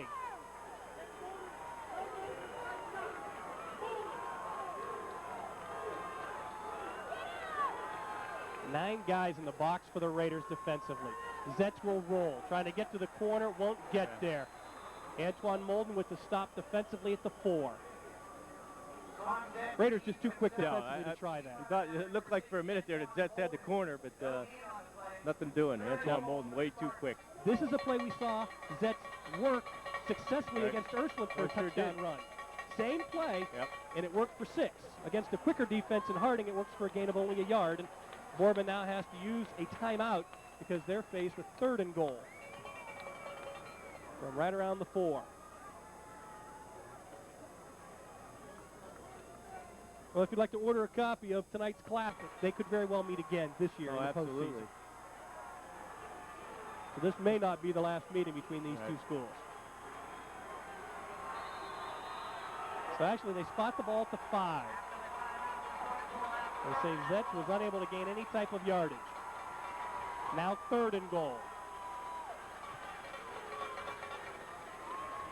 He'll throw. Pressured by Stephon Alexander. Can Zetz get in? Yes. Touchdown Boardman. It wasn't a designed rollout, but it worked nonetheless. And the Spartans score on their offensive possession in overtime. And for Zetz, it's his 3rd touchdown rushing on the season. And he shows some quicks here. Yeah, he really did. He did a nice job here. That's just called smelling the goal line there. What a competitor.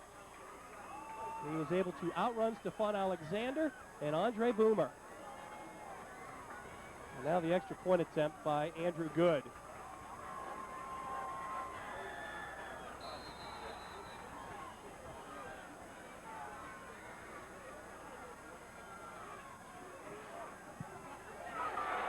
Good knocked it through. So the pressure is now on Warren Harding. Boardman has taken its first lead of the night. The Spartans own a 13-6 advantage over the top-ranked team in the state.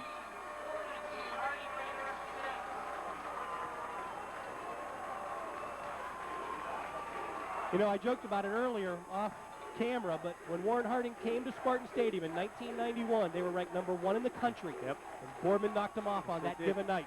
Harding does not play well here, and Boardman is tough to beat at home. And right now the Raiders' unbeaten season on the line here in overtime.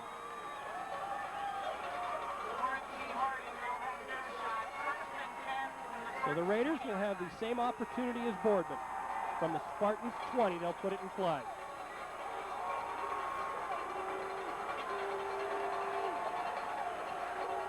Mike Phillips will take the helm.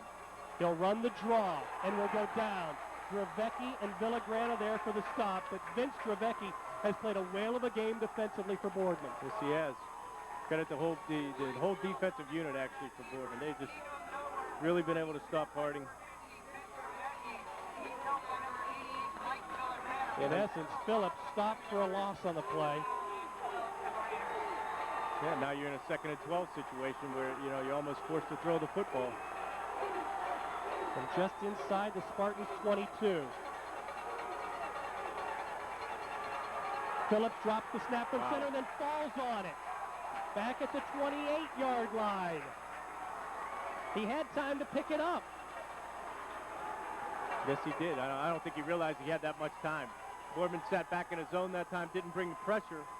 Well, I think he tripped over the football. He couldn't pick it back up. He was going down. So then he did the only thing he could, and that was just wisely fall on it. So Boardman scored on its possession in overtime. Now the Raiders have to answer to force double OT. The only problem is Warren Harding. I'll tell you what hurts Harding right now, too, is missing Prescott Burgess. At 6'5", you know, he's a guy that you can throw the ball up and let him go up and get it. And the rain has started to fall heavy once again. And the Raiders will use their timeout here in overtime.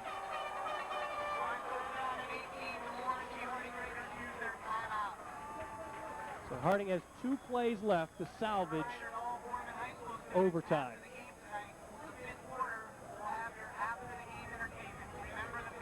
Keep in mind, if the Raiders were to pull this out and go to 3-0 in the conference, and should Fitch lose to Ursuline, Harding would then clinch at least a tie in the conference this season. However, Boardman is trying to ruin those hopes.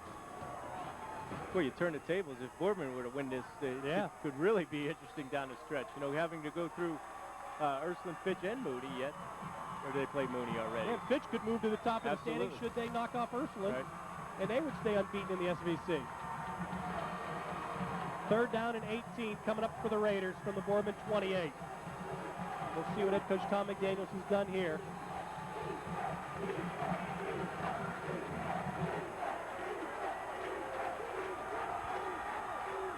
That's Warfield in motion. A Brewer from the backside. Phillips gets away. Oh, what a move to stay loose. And he's got running room. Phillips has the first down. What a play by Mike Phillips to avoid the rush and salvage what could have been a disaster. We have seen this several times tonight. For both quarterbacks. Jets does it in the previous possession here. And just look at that. Breaks 2 tackles. What great competitors. And the Raiders now have the ball right around the 7. So that's a gain of about 21. And it's 1st and goal for Harding. Mike Phillips with an outstanding play. And we've seen it tonight several times. Disastrous moments have turned into something positive. Now they go to Richard Davis. He is grabbed by Micah Bruba and tossed down short of the 5-yard line. So after Boardman had converted a 1st down, they had started from the 7 and scored. Yeah, Harding does the same thing, but in both situations, you know, we talked about it earlier. Somebody had to step up and make plays, and that's, you know, on both sides of the ball. Tommy Zetz improvises and runs for the touchdown, and Mikey Phillips, a great athlete that he is, able to pick up a 1st down on 3rd and a mile.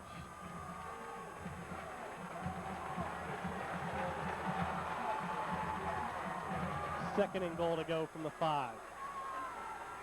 Toss sweep. Rob Masucci. Can he get to the corner? No. He's going to lose yardage.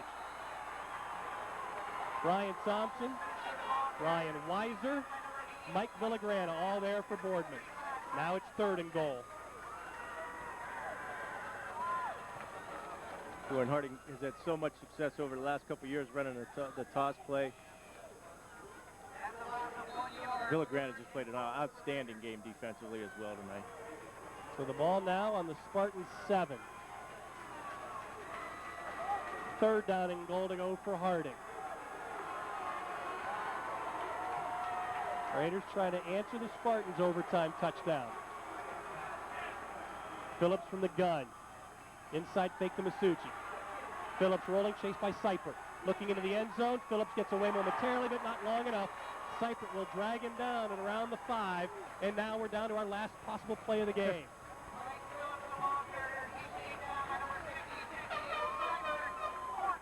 Boy, what a great defensive play this is here.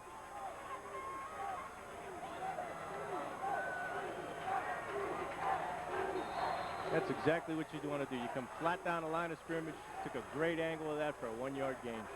Dave Seifert with a super stop, and the Spartans didn't allow anyone to break open in the end zone. So Warren Harding with a 4th and goal. They need a 6-pointer and an extra point to force double OT. Phillips out of the shotgun. That's Hoke in motion.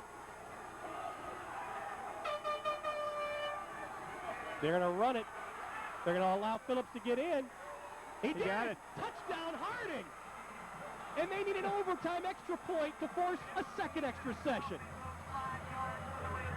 So the Raiders went heavy to the right. Yep. He ran it before in the second half, and Boardman was there to stop it. What an outstanding effort by Mike Phillips to get in. And he didn't get in by much. No, he didn't. Just overload the right side or going quarterback sweep to the right. Nice block by Masucci. Yes, it was. Oh, my. What a block by Masucci to free up Phillips for the 7-yard touchdown run. And now it boils down to Joe Spain's PAT. Good knock through his for Boardman. If Spain can hit this one, we go to double overtime. Out of the hold of Danny Stella. We go to double overtime. We're even at 13. Just when you think you got Harding down for the count, they bounce back up. We will step aside and we'll come back with another overtime period between two giants in Division I. It's Harding 13, Boardman 13. You're watching a great high school football game here on Fox 17. I tell you, I still can't believe the play Mike Phillips made on the 4th down. That was incredible. The Raiders go 20 yards in 7 plays. Mike Phillips goes in from 5 yards out. Boardman in overtime went 20 yards in 6 plays. Zetz went 5 yards out. The quarterbacks made some big plays in OT. So now we go to double overtime. And the Raiders this time will get it first. But here's a look at the touchdown. I think that's the 4th down play, Yeah, this is the 4th down play. Breaks 2 tackles. This is the one that set up the eventual touchdown when the Raiders were looking at 3rd and 18. That was an incredible effort.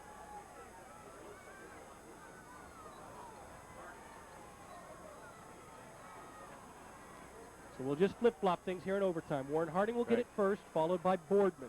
Each team, once again, will start from the opposition's 20-yard line.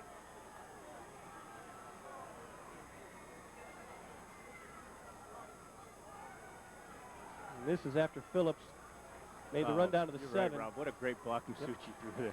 Unbelievable.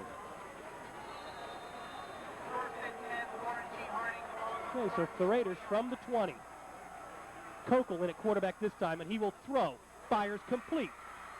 He's got Tremaine Warfield, and this is the two-headed quarterback. They run with Phillips. They are successful. Now Kokel throws with a little bit more vigor, and he finds Warfield for a first down.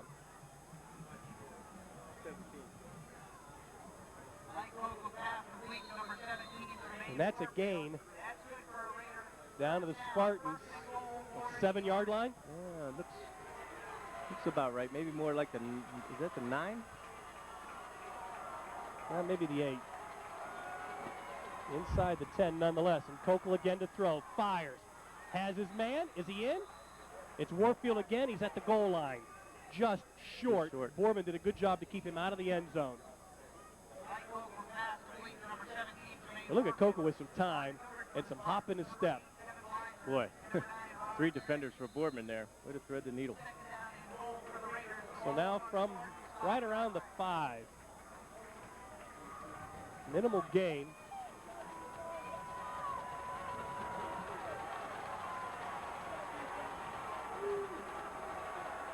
Second down and goal to go for Harding.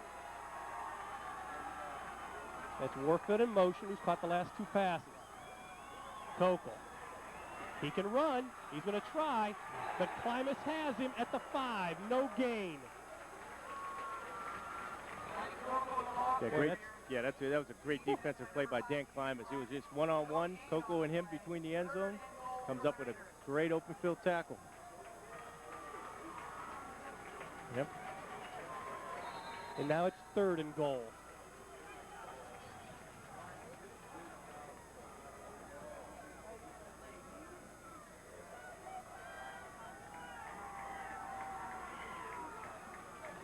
So the Raiders from the 5. 2 plays to score. They could opt for a field goal if they fail here. They're going to run Coco. He's going to go right to the goal line and get in. I don't know. Oh. Not so fast, huh? Wow. Stopped short. Here's not a big by decision. much.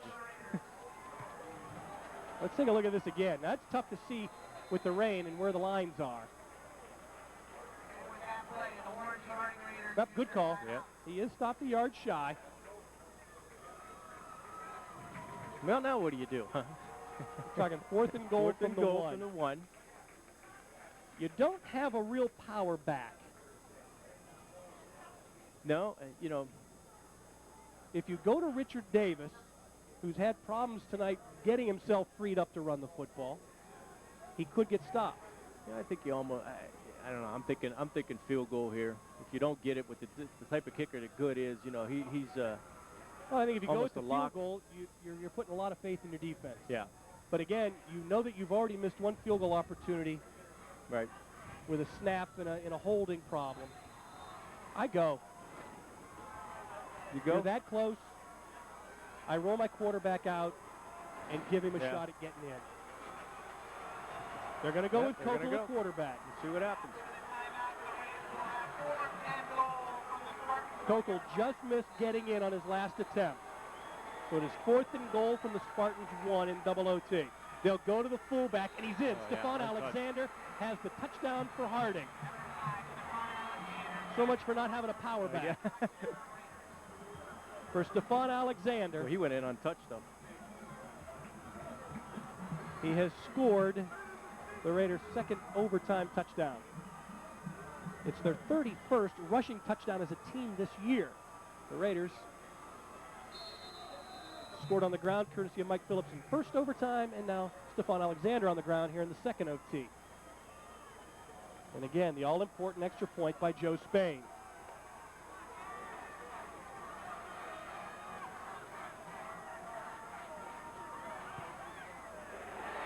He's got it. He's got it. Yep.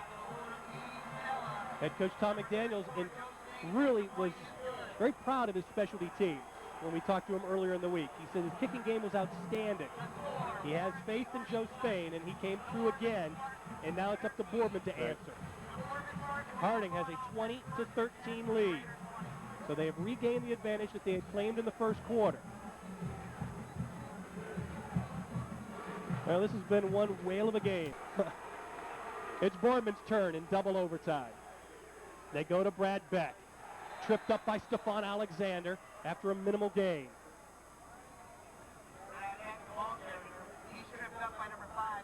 So the best defense in the conference going up against one of the toughest offenses in the conference. Be back with the same power play. Good job by Stephon Alexander coming over from his linebacker position.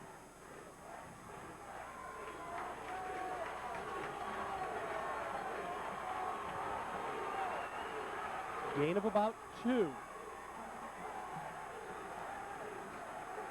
Zets wants to throw it, a 3-step drop, fires, has Suzanne at the 10. Phillips trying to hold him up short of the first down.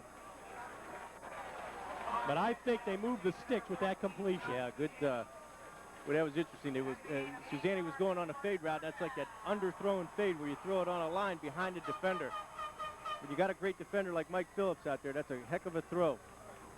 Kind of let him overrun the play and then come back for the football.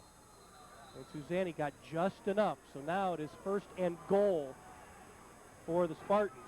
And there is no tomorrow on this series. Nope. Yeah, you know what you got to do. You got to put the ball in the end zone.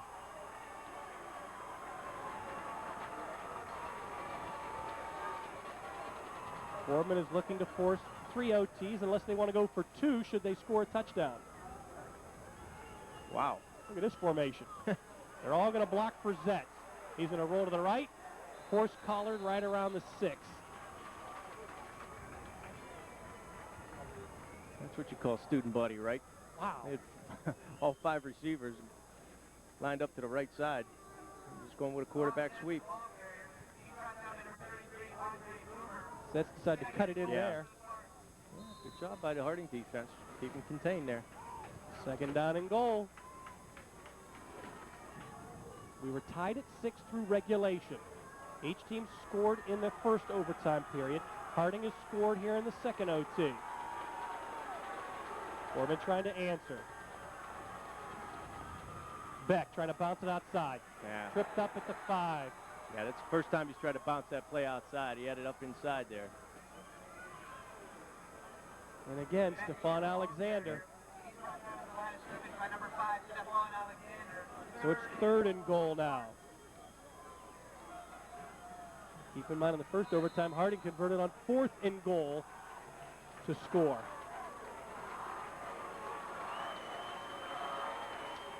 This is the advantage of going 2nd in overtime. Yep. You know what you must get. Field goal is out of the question here. Zetz will throw. Fires. Has his man. And you've got interference call. That'll be first down. Dimas was the intended receiver. Mikey Phillips the defender.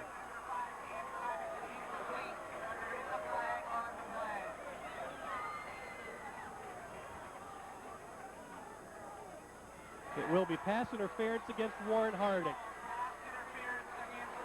So a reprieve for the Spartans and a first down. Yep. Look at it again.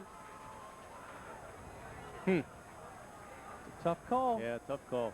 Now, unless the official feels that Phillips impeded the progress of Klimas by stepping on the inside and not allowing him to get to the ball. But that looked like a well-played. That's always a tough call. That's you a know, well-played the receiver has the right to the stand. football as well. That's right.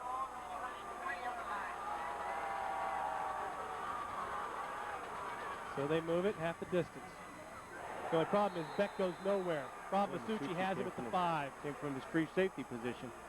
It's the first time they ran that play to the left all night.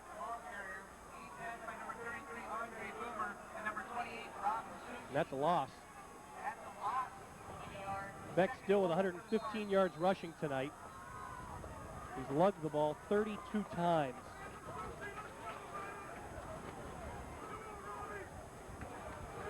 Places it, what, about the 3-yard line? I think we're looking at the 5 right now. It was at the 3, yep, back at the 5. There's a good look at it. Give to Beck. Back to the 3-yard line. Now it's 3rd and goal.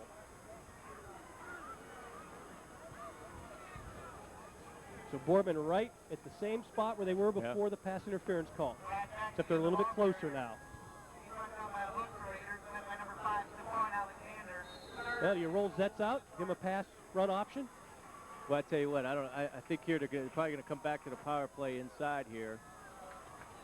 Inside the 3-yard line. I'd like to see him take Zetz and roll him out. I know Harding's quick on the ends.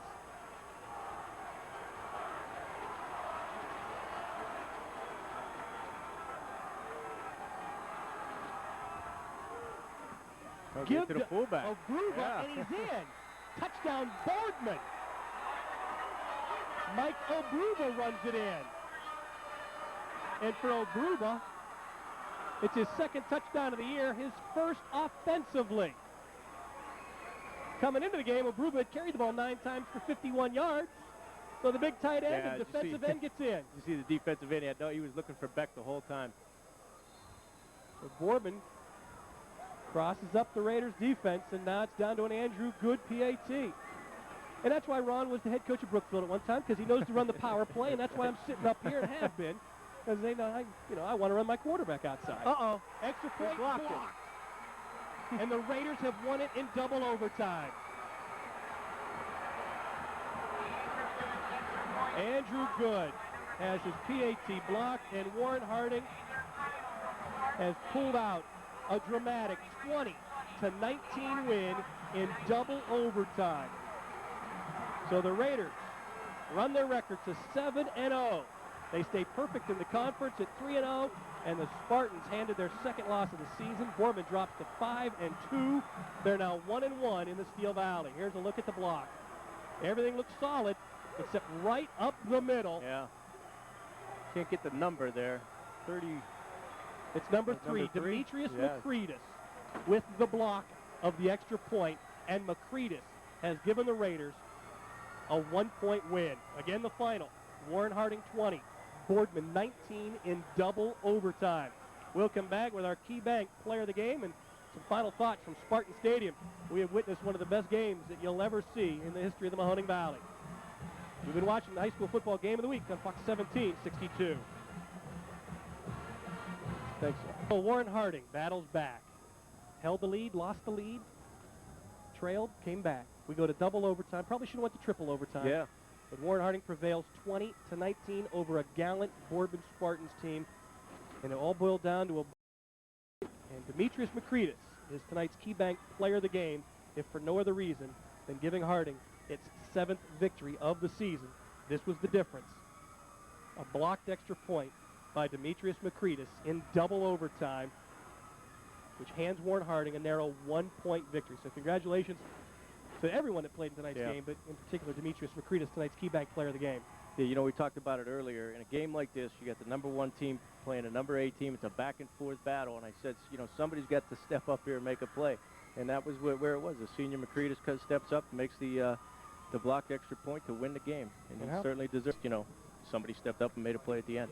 And again, next week, Warren Harding will travel to Canton McKinley to play the Bulldogs on Saturday night at Fawcett Stadium, whereas Boardman will head to North Canton Hoover for a Friday night showdown against the Federal League Vikings. We'll find out where we will be early next week. Several games on tap with definitely league and conference implications. We'll find out over the weekend where we will be next Friday, but they're not. Brian Allison has more on our Fox 1762 high school football game of the week. Oh yeah, this is one of those games every year that, you know, you circle and the kids know it too. Just another week in the SVC. Harding and Boardman, the latest conference powerhouses to lock horns. This conference this year is, you know, it's just unbelievable with the amount of tough games that we have to play this year. You have Ursuline, you have Harding, Mooney's going to be tough, Fitch is going to be tough. Any game in the Steel Valley could be considered a game of the week, really. All 5 teams control their own destiny and have a serious shot at the playoffs. But come November, both Harding and Boardman are expected to be there, making this week exciting for fans, players, and even the coaches. It wouldn't matter to me who we're playing. I love what I'm doing. I'm the luckiest guy in the world. Now, the fact that it's Boardman and, you know, they're ranked and they're good and they're a conference opponent and we're ranked and we're good, and, you know, that just adds to it. But no, I'm extremely excited. Maurice Claret grabbed most of the attention in last year's game, but he's now busy at Ohio State, leaving the Raiders with more opportunity to showcase all their weapons. And again, he's a tough guy to replace. I may never coach a back like him. But I think